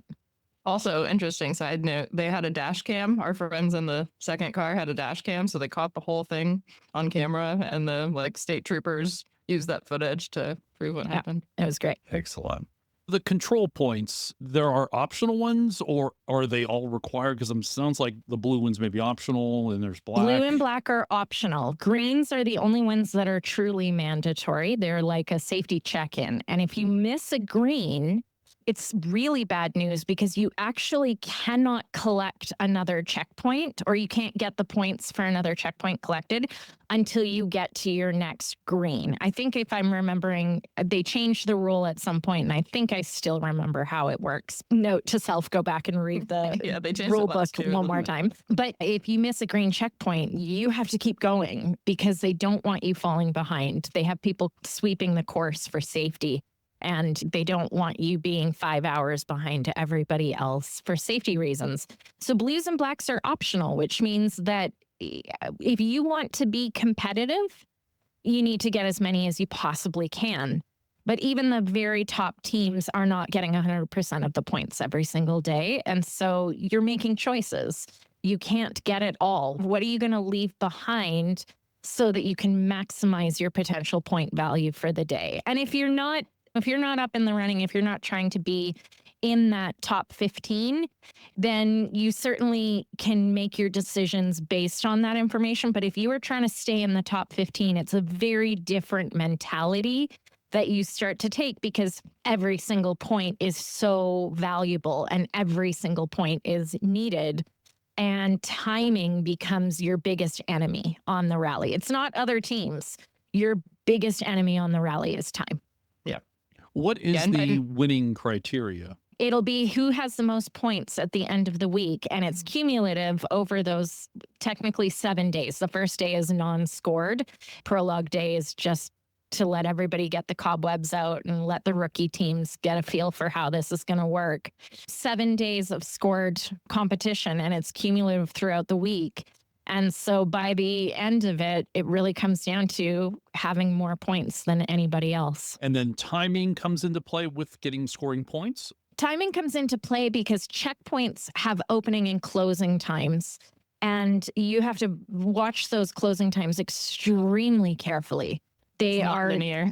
Yeah. It's always linear. It's not always linear. So like sometimes there will be some out of order ones on your page. And if you didn't plot that very well, you will come to realize that in an inopportune moment. But generally, it feels, when you're off the start line in the morning, feels like you have all the time in the world. We've got 10 and a half hours today to go get all these checkpoints. It's going to be great. By about 2 o'clock, we're starting to panic that we are not going to make some of these closing times. You're flying down that course trying to get whatever you can, and you're making these decisions on the fly. Okay, change of plans. Can't go after that one. We're going for this one. It's worth 5 more points than that one is. So this is the one we're going to go after. And it's a real challenge. And they do crazy things. There was once a map challenge in Ridgecrest where we got to a green checkpoint. We knew there was some type of challenge at this point, but what it was, you turn in all your maps to them for the rest of the day, and they give you back a map that you have no idea what it's going to look like. Jenna looked at me and she said, okay, here's the deal. You got to hand in your maps. Do you want to do it? And I went, yes. She's really? Okay. So she hands in all my beautiful maps with tons of topography and detail. And they hand us congratulations. back a map that looks like it has been run through a Xerox and been blown out. So there's like only the tiniest, faintest of lines. I can't really make anything out. I can just make out the latitude, longitude, and a few things here and there, but it's really, it looks like somebody just took the contrast and just blew it all the way out. So everything is you're white. navigating off of a placemat from the local diner, it sounds Yes. like. Basically, And it's at a scale that we don't actually have map rulers. a map ruler for. So I had to make a Of ruler. course not. And then I had to plot, okay, this is where we are right here in this moment. We know it because this is a green checkpoint and I have this is the reference coordinate. point. So I'm going to plot, this is where we are right now. And now we need to go at this bearing for this distance and we're going to go. And it's a crazy challenge that they throw at us. And more than half the teams will usually take those crazy challenges. It's really fun. It's really fun. So have you ladies figured out how to gauge just how tough your day is going to be based on the amount of evil grin you get in the morning with your package? There's a little bit of Sometimes. that for sure. Or there's usually a debrief the night before. Sometimes it'll talk about the next day as well. And there's a driver's meeting in the mornings as well. And so we get some little tidbits. We in do those. some reading between the lines. And there are also X routes, meaning you can choose to do the normal route. You can do checkpoints 9, 10, 11, or you can do 9X, 10X, 11X. And so if you're going for the X route, it will come with a whole list of things that Emily wants us to know. She'll tell us it's a one-way mountain pass trail with really narrow rocky ledges. Cool. Not every team, not every car is going to choose to go for the X route, but the very competitive ones likely will. Jenna, 100% of the time, wants the X route. And I know this course now. she does. I don't even have to ask her, are we doing the X route? Because of course we're doing the X route. Jenna feels very strongly, I know I can speak for her on this, but she feels very strongly that we're all the way out there. We're doing this crazy, awesome, cool, once in a lifetime kind of thing that we've just happened to have gotten to do 3 times now. And if we're out there, we're going to see all the things. We're going to do all the things. Emily wouldn't put that on as an option if it wasn't worth seeing. Most of the extras take you to some really cool viewpoint or an amazing, super fun trail. She puts them on there as it's like a treat. It's like a an special Easter treat. egg. Yeah. But the challenge, the reason you wouldn't do the X route, other than possible, maybe you're not as confident in driving or navigating, would be time. So the X routes usually take a little more time because it's usually either harder to drive, harder to navigate, and sometimes it takes you on a like little detour noodle that's not as direct as if you just took the other route. And so it's all about And if trade-offs. an X route is more direct, you can guarantee it's more technical. You can guarantee if it looks like a shortcut, it's not. It's It not. is- No. It's going to be It's too good slower. to be It's going to true. be steeper. It's Yeah. going to be more challenging to drive or to navigate, and it's going to eat up time. Or Assuming, tires. though, that the X routes bring extra points more than just They breaking. Usually, always, actually, yeah. Checkpoint 9 might be worth 4 points. Checkpoint 9X might be worth 8. It's usually almost double the points. So there's a big points differential there. And if you are confident as a driver and you feel half confident in your navigation, it's worth doing. And you But know if the it- point value in advance of these things so that you You can do. make those decisions. Yeah. Yes, because that's a huge part of the strategy is you're looking at, okay, I think we skip this one. It's only worth 3 points in order to have time at the end of the day to go after this one that's worth 7. Just you start to play that game out and you have to look at it early in the day and sort of plan for what am I leaving on the table if I time out at the end. Sometimes it's better we had a really strategic day once in our second year where we chose to skip checkpoints 2 and 3 because they were this big loop around that was going to eat up at least an hour and a half of just travel time to go around this one mountain. And we did it specifically because at the end of the day, there were really high point value checkpoints that we knew we didn't want to run out of time. And 2 and 3 were only worth small amounts, 3 or 4 points each. The ones at the end of the day were worth like 8 to 10 points each. It was worth skipping them early in the day to save time for later. Your brain is just like constantly firing and you're thinking about a million different things. And it's really incredible because when you take away the cell phones, you take away the text messages, you take away the distractions from the rest of the world, you are so engrossed in this competition. Nothing else exists for those days. Usually we don't have time to really dwell on life back home. We are just so in the moment, which is a gift that I think most people don't get to experience anymore. On the first Rebelle, you participated in the D90. How did you guys do? We came in 29 out of 55 that year. And like I said, if we hadn't had that mechanical issue, our points, if they had all counted that day, would have put us closer to about 21st. And so we always felt really good. Hey, we did what we set out to do in our first year, which was learn how to rebel, learn how to rally, learn how to play this game. And we figured as long as we were learning, as long as we were improving day after day, we were accomplishing our goals. So we were really actually very happy with how our first year went. And especially finishing mid-pack as rookies is impressive. It was great. Yeah. I mean, it was actually, we were very competitive considering that we were rookies and considering we actually had the second oldest vehicle in the competition that year. And then now having the contrast of having driven new cars, realizing what a sufferfest that was compared to what the other teams go through. Yeah. Like, what the heck were you thinking? It was like so hot, 5 degrees in the dunes, and we had no air conditioning because we were worried about fuel consumption. And we were just we were disgusting sweat balls with the windows open and grit and sand in our teeth. And like your brain is just hot pudding, like you're trying to make decisions. And let's be honest, an older Defender without significantly upgraded suspension is nothing compared to the suspension in new vehicles. Especially short wheelbase 90. Short wheelbase on washboard roads, in and out of washes. We were just getting rattled all day long. We would call like 2 o'clock in the afternoon, we would have brain soup. It just felt like our brains were mush inside our helmets.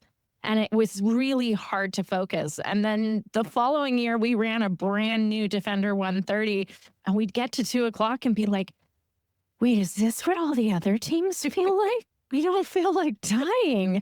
I feel amazing. It has its own air conditioning. Oh my God. It was such a revelation. Air conditioning period in a Defender.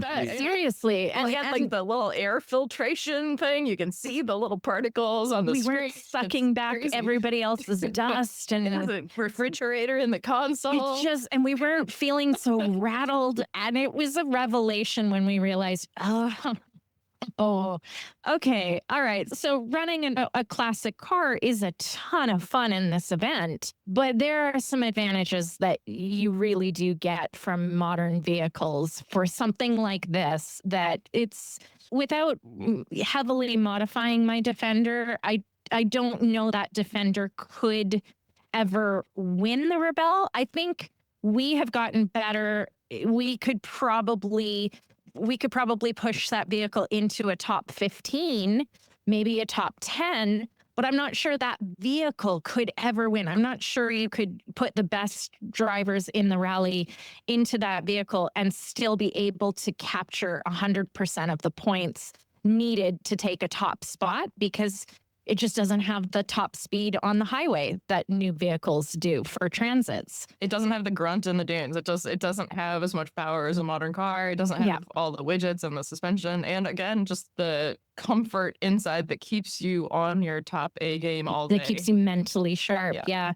I love the Defender 90. If we were ever to run it again, we would be talking about some major suspension upgrades, I think would be the first thing. How did you do in the 130 that year? So in 2023, in our second year, we ran a 130, one of the 7-seaters, third row ones.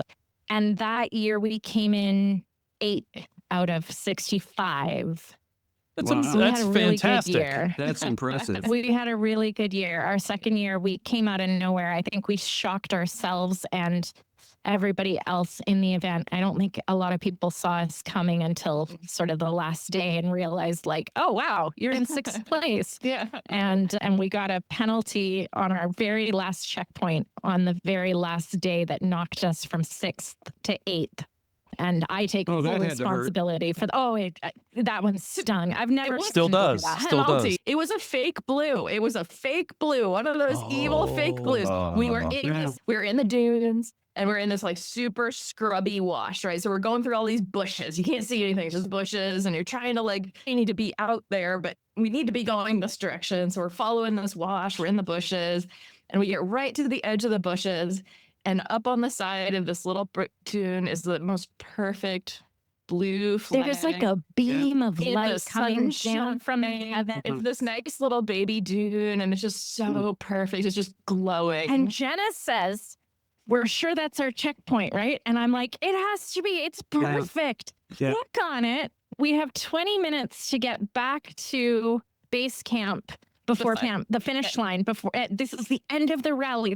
We got The 20 last minutes checkpoint. left in the whole rally. We click on this and we made the fatal mistake of not verifying that it was in fact the actual checkpoint. And we turned around, we got out of there and we got to the finish line with 7 minutes to spare. And we go over the finish line and we call Ike and Steve. And Steve says to me, "What's that penalty you guys got at the end of the day?" I'm like, "I have no idea. I don't know. What are you talking about?" And we don't come to realize until later, oh my It was God, fake. it was a fake blue. It was a fake blue. The real And one was like right in the bushes, right there at the end of the bushes. Had we realized it and taken that extra couple minutes to turn around, find the right one, go recover whatever points we could get out of it, we still would have been in 6th place. It was a hard pill to swallow, but at the same time, We were still a top stoked with 8 8. finish was incredible. We didn't expect 8 is still that. impressive. That's It was amazing. especially And then having come from 29th. 29th. Exactly. And that was a really great year. That was really fun. And we were driving a vehicle provided by JLR North America, much thanks to them. And then last year, 2023, they provided us a vehicle again. We were in an outbound edition Defender 130.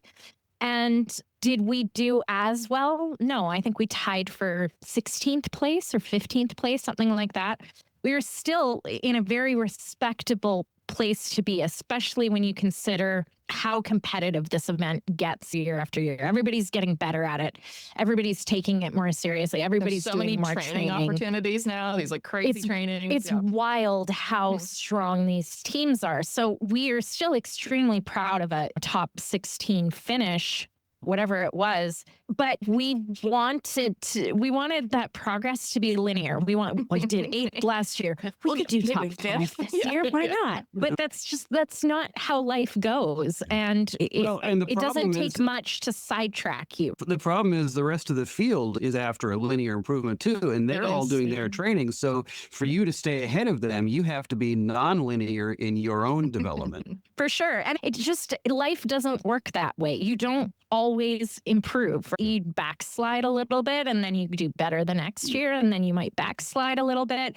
And that's just how life is. And that's how competing is. Every Olympic athlete who has won gold medals have also lost a lot of competitions along the way. I had to give myself a lot of grace. I really beat myself up after last year's rally. I let my expectations hold me back a little bit and I disappointed myself. And the worst part was thinking that I had disappointed Jenna. And we got through that rally and went, okay, wait a second. We are doing this incredibly difficult thing that very few other humans on the planet get the opportunity to do. Just getting to the start line is an impressive enough challenge. Getting to the finish line is such a thrill. And still being up there with those really incredible women who are super competitive and very good at this is such an honor. We're going to do it again and we'll try to do better next year. But at the end of the day, we're out there to really just prove to ourselves that we have the grit and the mental fortitude to keep doing this. Yeah. And of course, I'm not disappointed with Liza. No, of course. So the next Rebel is the 10th edition, which It takes is. place October 8th through the 18th. Yes, I'm doing research as we talk, looking at the website. Which, in good Land Rover form, if you Google anniversary, whatever, not gifts, is it gifts? I don't know. Yeah, there's traditional an anniversary and the whatever gifts. anniversary. Traditionally, I think now it's a diamond or whatever, but traditionally, the 10th anniversary was an aluminum anniversary. Oh, So we nice. feel like that's a good omen. Nice. That's a good omen. You'll be But participating this year in the 130 again?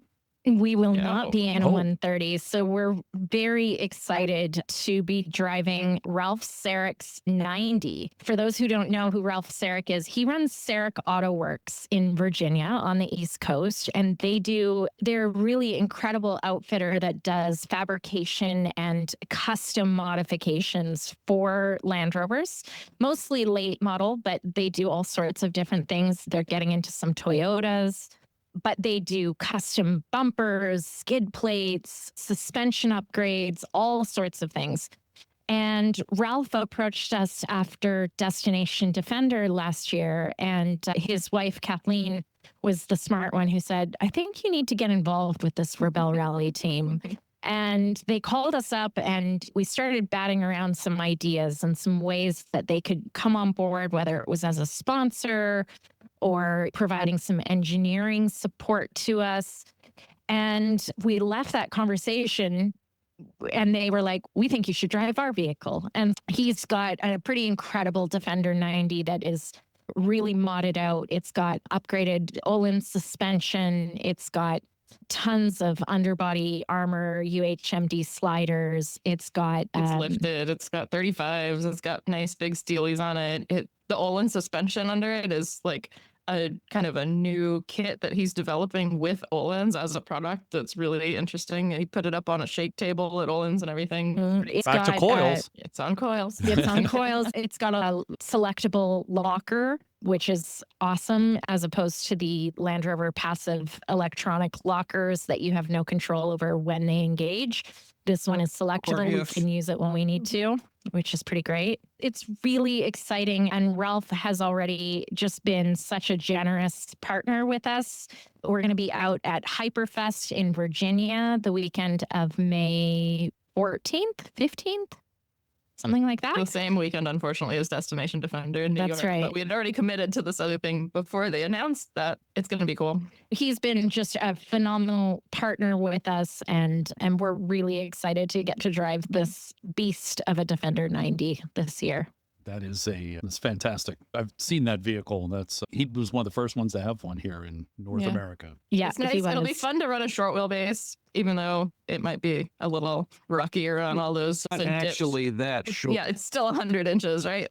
Yeah. And it'll just be nice to have something a little smaller and a little bit more, hopefully at least a little bit more capable. And he's already run it on so many trails. Like, it's not sacred to him. It's If going it to gets get some desert pinstriping. He's not going to be upset about it. And I think it'll be really nice to run those larger tires. I'm not a person that normally needs like 35s, but the thing that we've had a real trick with the last couple of years with the stock 130. So we've been running the 130 in the bone stock category. And the challenge with that is that you can't put any suspension upgrades on it. And with the 130 stock wheels, they're just so big that you can't put enough tire on it to be viable for rocky desert conditions. Like, it just destroys those tires. Yeah, 130s, because of the size of the brake calipers, the smallest wheel that they offer from the factory. They'll do 19s, I think, but not on the 20s. outbound. It was 20s. And so we had no other option. We had to run 20-inch wheels. And without an upgraded suspension or a lift, right, you can only get so much sidewall to your tire. And the last 2 years of the rally, tires have been the only thing that we've had any hiccups with. Being able to run a big, beefier tire, smaller wheel, bigger sidewall is with a lift, like, it's such a game changer. I'm so excited for real tires. Like, our first year, no tire issues whatsoever. Zero.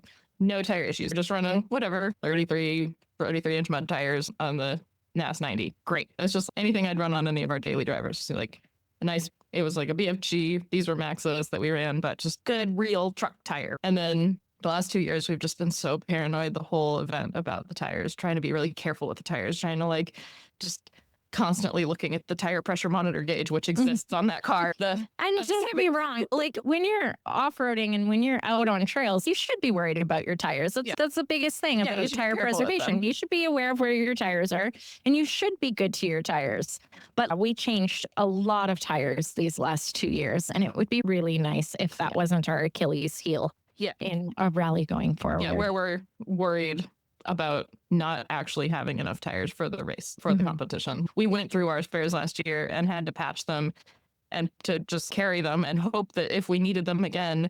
Jenna may or may not have glued her ass to a tire in repairing it. That happened. You got to hold that patch on there like a long time. And I was like multitasking. And so I was sitting on that to hold it while the glue set. And then those pants will never be the same. Oops. Is this exclusive to the CentreSteer podcast? yeah, maybe. Yeah. It might be. Only for our Patreon subscribers. There we go. There we go. That'll be bonus content. No, I don't care. You can put it out there. It's fine. There's pictures. On the other hand, you're now skilled at changing and patching tires. Oh, Yeah. we ever. Yeah.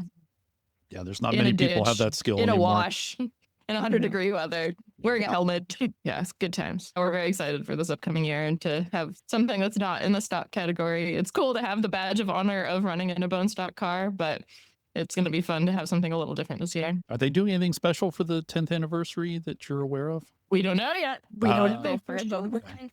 I have no doubt. We talked to Emily Miller about the 10th anniversary like a year and a half ago. So I have no doubt she has plans.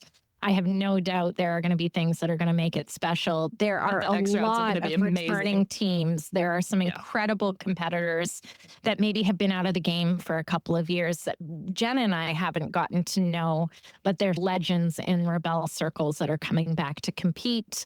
And it's the demand this year is really high. Everybody wants to be involved in the 10th anniversary. And for sure, she's got some tricks up her sleeve, I have no doubt.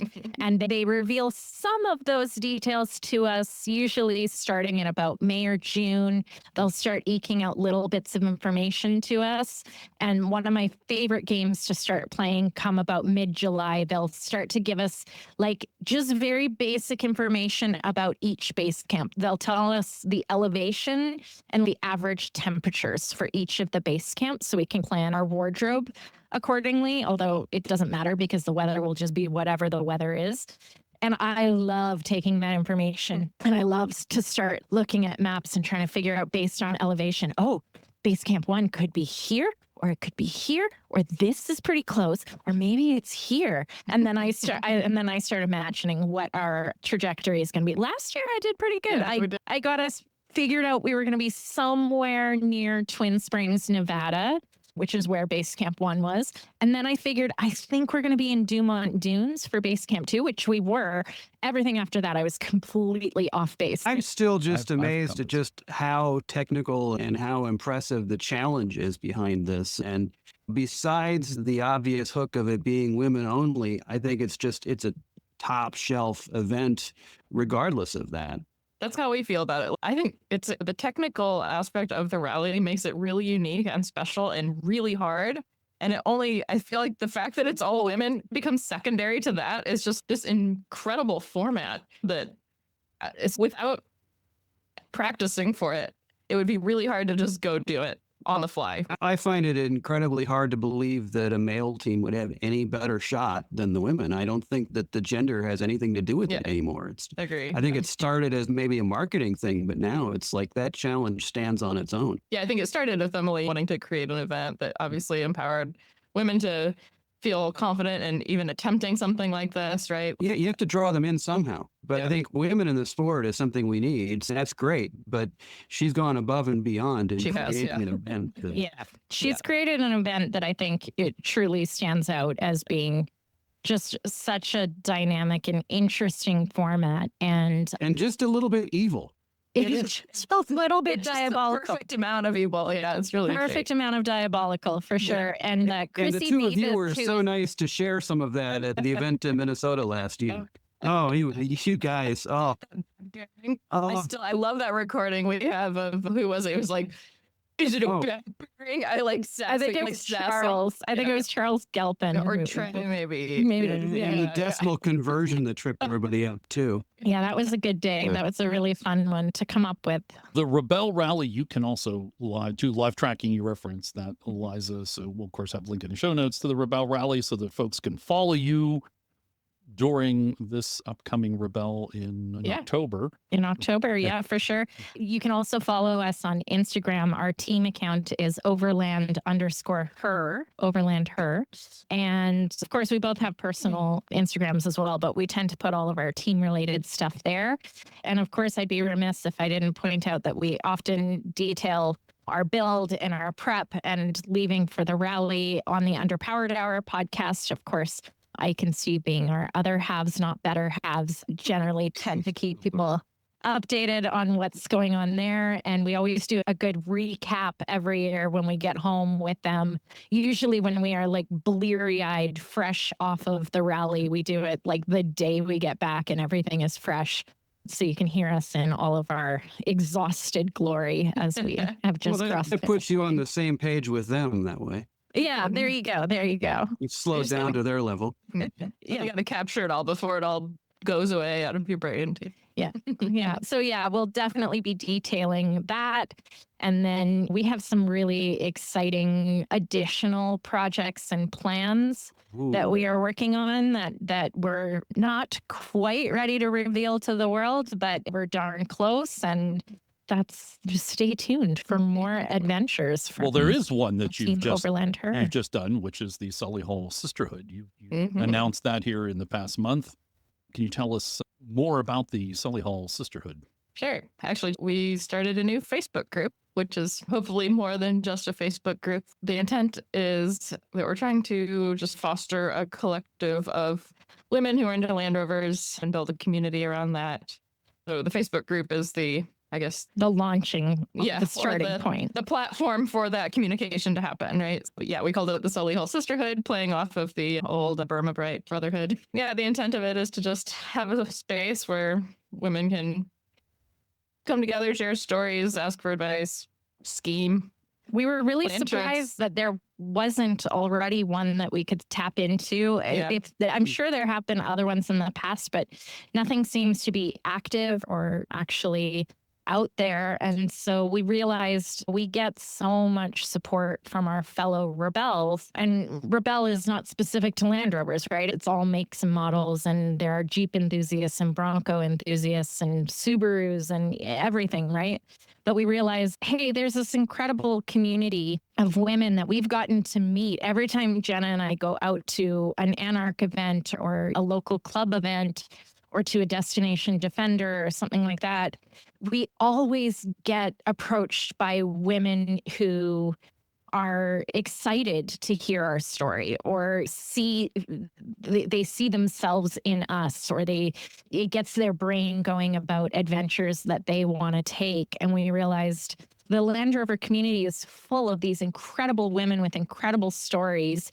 We just need to bring them together, because sometimes that's all you need is that opportunity to mix those chemical elements, and amazing reactions will come out of it. And a lot of times with women in motorsports, women in Land Rovers, women in any of these kinds of arenas, the kind of level of engagement is really tied to a level of sort of confidence in being a part of that realm. There's a lot of, I'm not sure that do I count as a real, whatever, Land Rover owner, or a real, are we really like competitors? I don't know. But creating this platform where it's a little more approachable. I know personally, I have benefited from when I see other women doing whatever it is, doing the Rebel, running a marathon, whatever. I'm like, oh, if they can do it, I'm not discounting that it's not hard. But if that person can do it, why can't I do it? What is it? Why have I elevated this task or this accomplishment to an unachievable status in my brain? Yeah. Like, why can't I do that? Why can't I try to do that? It's cliche, but representation is really important. And Jenna and I have been really lucky that we've had a lot of opportunities that not everybody else gets. Sometimes all you need is for somebody out there to set an example that you can recognize something about that in yourself and say, hey, if they can do it, then why can't I just go do this? Then this is not so scary. I should be able to do that. And there's some inspiration that women draw from each other. Women, generally speaking, in my experience, we like to be good at something before we consider ourselves an enthusiast or a hobbyist, right? We like to think, I'm not actually that because I've never done this before. Whereas I find a lot of men, my husband being one of them, just decide I'm a Land Rover enthusiast, or I know how to use a winch, or I know how to go off road, or I know whatever. And they don't have to go learn from somebody to consider themselves somebody who does that thing. And This is why women live longer than men. it's probably true. Yeah. That is definitely true. And in the case of our idiot husbands, that will absolutely be the case one day. Yeah. Got it. I got it. How hard could it be? Yeah. Women have a tendency to not try because they're afraid that they're not going to be good at it, that they're doing it with people watching. That's certainly true when you're out in a group. Let's say you're at an off-road park, right? Where there's always an audience. It's not just, oh, I'm on a nice little trail and it's quiet and peaceful. It's okay. Suddenly there's all this, it's a spectacle, right? And people are watching and they're waiting. They half want me to mess this up because it'll be dramatic, right? Yeah, it'll be a Just, good it's story. so much pressure. It's a frat party. It is. And it's amazing if you go out there and rip up that thing and everybody's so stoked, but then also they're not expecting that you're going to be able to accomplish the thing sometimes. Well, and it's we're really still outnumbered in this avenue, right? We went to the Anarch Stewards event training in March out in New Mexico, and it was incredible, but there were 5 women there, us included. I think we're still outnumbered. We still don't make up. And you shouldn't, because you're 51% of the population. I think a lot of women don't see themselves in this hobby, this venture, because they haven't seen a lot of other women out there, and it maybe doesn't appeal to them to do it on their own or to be told by their significant others in the passenger seat how to do things. And I don't know, it just... Getting out there and bringing women together to inspire each other, it has a profound ripple effect that is really hard to quantify, but we see it all the time, and we see it all the time in the people that we interact with and the events that we go to. And just creating this platform, we have future plans for how to grow the Solihull Sisterhood for sure, but just the simple act of bringing enthusiasts together so they can see a little bit of themselves in these other people is, I think, important. Yeah, I think we've learned a lot from being in Rebel and being part of this community with Rebel. There's a Facebook group for that, and just the amount of sharing and support and the energy of that group is really, it's really inspiring and empowering. And obviously, as Liza mentioned, there's all makes and models in there. And there's something obviously very unique about Land Rover and the community that orbits around the brand. And so if we can capture that essence a little bit and build something similar in spirit to the groups that we've been involved with around Rebel, I'm hoping it's really positive. We've gotten good traction so far. We're almost up to 50 members in a couple weeks. That's a good start. Yeah, we have stickers. There you go. You're all set. We've designed some grill badges that look real good. Got to have grill badges for Okay. Land Rovers. Got to have grill badges. So it's like a requirement. What other plans do you have for the sisterhood? You're not looking to stay, I think, just in North America? You're looking to be more of a worldwide? We have some members abroad already. We've got a gal from South Africa named Tiffany, who I met there this February when we were visiting, who did a really cool trip in her Defender a couple years ago. She did a big solo tour through South Africa and a little bit north and then around and back. You can find her on Instagram. I think it's Defender with an H in it, _Tiffcat. Yeah, she's on Instagram at least. And then we've got Madeline from Australia, and she has an amazing, I think she is a photographer. She does the most beautiful photography of her Land Rover in all landscapes around Australia. She was just highlighted by the Queensland Instagram account. Yeah, the she's travel amazing. account or whatever. She has just beautiful photography. So she is a photographer. Whether or not she gets paid for it is another issue. Yeah. And we actually met her when we were down there for the 75th in Kuma. I did the RTV course with her riding in the back of an 80. It was pretty fun. And then we have Helen of the, I don't remember how to pronounce it, GT Gazelle team. GT is a tire company, and they sponsor this female rally team. Helen is the driver, and Marcella is her co-driver, and they've done the Gazelle Rally and the Santana Trophy a bunch of times, and they just finished building another vehicle that they're planning to run actually in Dakar of 26 as a British and French team. It's a 110, and they just finished test running it out at the Santana Trophy, which is pretty cool.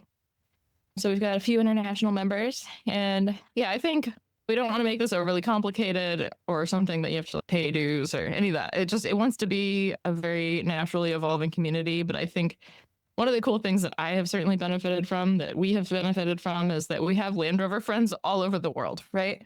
And when we go somewhere, we just connect with them, and it's awesome. And we go adventuring, and we have barbecue, and you're not like staying in a hotel and looking up things to do on travel.com or whatever. You're going out and adventuring and playing in Land Rovers, and maybe even borrowing a car or using a car that somebody has, or going with them. And we certainly, if anybody ever visits Oregon, like we have tons of pre-1967 Land Rovers. So we've heard. The double clutch. Yeah. The double clutch, but we'll happily provide you a car and take you out on a cool old wagon road or something. And so that's the kind of community that we really appreciate about the brand, about the people, and just trying to foster that specifically.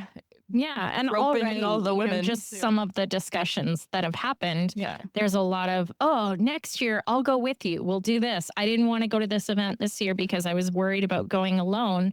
Let's caravan together next year. All of a sudden, conversations like that start happening, and people start coming out of the woodwork. And if you're a woman, you're listening to this, or if you have a friend or a partner or somebody who is a woman who is listening to, who, you think should join, just search Solihull Sisterhood on Facebook. And please join the group. We'd love to meet you. We'd love to get to know you. We'd love to share stories because, some of the most incredible people I have met have been through this community. Have you ever thought about having live events, get-togethers of the sisterhood? For sure. I think it will be an evolution. I'm sure even if it's just meetups at other Anarch or club events, it makes sense to see if we can't do some recruiting that way. Yeah. I certainly see that, having an event that's already happening, and we help facilitate a ladies run or help do some sort of meet and greet at those. And then we'll see where it goes from there. We'll see where it goes. It doesn't be complicated. It doesn't. No, of course, I have all sorts of thoughts and plans about how we can do all kinds of women's retreats and the retreat center and do off-road driving lessons and all the things. But let us take it one step at a time. Why start now going one step at a time? Oh, we got to get ready for this rally. Yeah. Is the Dakar in your future? Interesting question. I've never thought of that. That's not a no. I know our listeners cannot see your faces, but they are definitely not ones of immediately don't go to that topic. Dakar. I That's think interesting. they're holding back. I think so. I think They're we have our holding answer. something back. You just, Stay tuned. Is this a stay tuned? Well, we'll think about it. That's a really interesting idea, John. You never thought of it, right? It's the first time anyone has ever mentioned it to you. You it's never passed your amazing. mind. Yeah. Okay. Gonna have to process that one a little bit. Nice. Jenna and Liza, thank you very much. This has been a wonderful conversation. It's fantastic. You were like the best guest because we don't have to say anything. We just you just guys go. It was fantastic. No, thank you. Thank you for having us. We definitely love what we do, and we can talk about it all day long if you let us. Very evident, and that's fantastic. So where can folks keep track of you?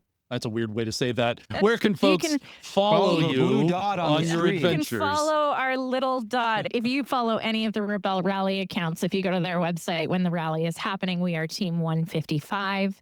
You can find us on Instagram at OverlandHer. We'll come up as Team 155, Liza and Jenna. We are frequently on the Underpowered Hour podcast, like it or not. As We're you sorry should be, about as that. you should be. I can't imagine why you'd be on that show. Do they pay Just you? Do they pay you Those to be two on that? knuckleheads. No, I pay Ben most of the time. I do all my work for free. I produce the show and I edit it, and oh man, yeah, I'm the underpaid one for sure. But no, we Underpaid and underpowered. Wow.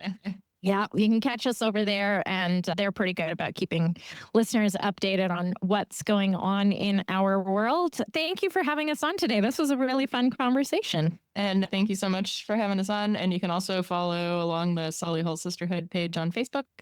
At least for now. We're going to put a post up soon to allow the group to decide whether it's a more private group or whether it stays a public group. But for now, you can pop on there and check in and certainly join if you're a woman in Land Rovers. Follow along, support all those women in your life who are into Land Rovering. Go Team 155. Is there a significance to the number 155? No, it's just the number they sad. gave us in our first year. You're just keeping it because it's familiar.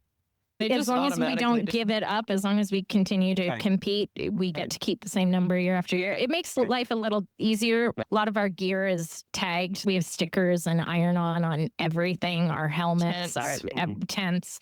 Everything has your team number on it, so it's nice that it stays the same. Be a lot of work to renumerate everything. Yeah, exactly. Got it. Thanks again for coming on the podcast. We really appreciate it. This is fantastic. Thanks very much. Thank you. Thanks for having us.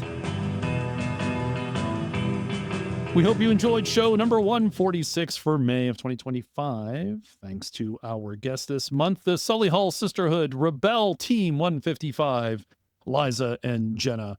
Really enjoyed that conversation. Go ladies. Absolutely. And please follow them on the Rebel Rally and give them your support. And because we look forward to them participating in the car. That'll be cool. That'll be really cool. And also thanks to the One True Packs for his continued production support, and to those assembled today, Dixon, Morgan, and Harold. Thanks, gentlemen, for joining us, helping out. Full house always beats three of a kind. Dixon, I'm glad you could join this month. Give us a little update about the status of your vehicles. Or your airplanes. Oh, yeah. Been a pleasure doing this again this month and looking forward to next. Been busy down in New Jersey, unfortunately. Fortunately, working on the 101s and the 80 inches. Ooh, 101s.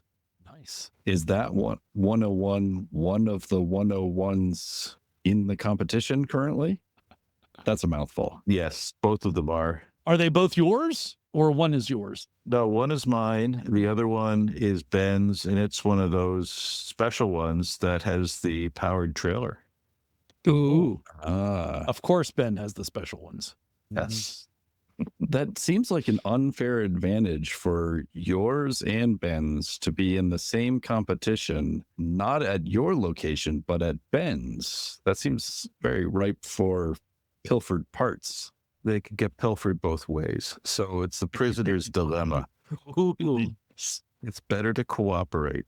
And both Thieves and all that. They both basically need the same thing. They need rear cross members. Those came over via Place de Bassi Air last June.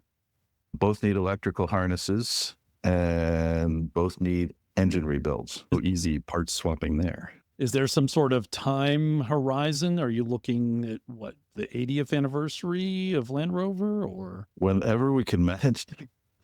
Understood. So in other words, you- it might be ready. The 101s might be ready for the 101st anniversary of Land Rover. We hope before that, yes. At least there's a deadline. There's something to achieve. I appreciate that. We post a new podcast at the end of every month. Our website, CentreSteer.com, has all our shows that you can listen to, the back catalog, and show notes with links to the stories we discussed in today's podcast. You can directly support the podcast at patreon.com/CentreSteer, and we do welcome your support. You can also buy a t-shirt, sticker, or even buy us a tea/brown water. Visit our website for all those details. Thank you for listening. We'd love to hear from you and what you're up to in your Land Rover. And I'll shout out again to Alex in Barbados, hearing about his lightweight and the Freelander. We need more pictures, Alex, or it didn't happen. And video if you want to prove that the Freelander was under its own power. Back at you, Alex. On behalf of the entire crew here at the CentreSteer podcast, I'd like to thank you all for listening today. We know you have a choice when it comes to your podcast content, and we do appreciate your choosing us. Please take a moment to look around you for any personal items you may be leaving behind, especially in the overhead bins. Remember, some items may have shifted during the show. Please watch your step as you navigate a back bearing, and you may now resume your important things.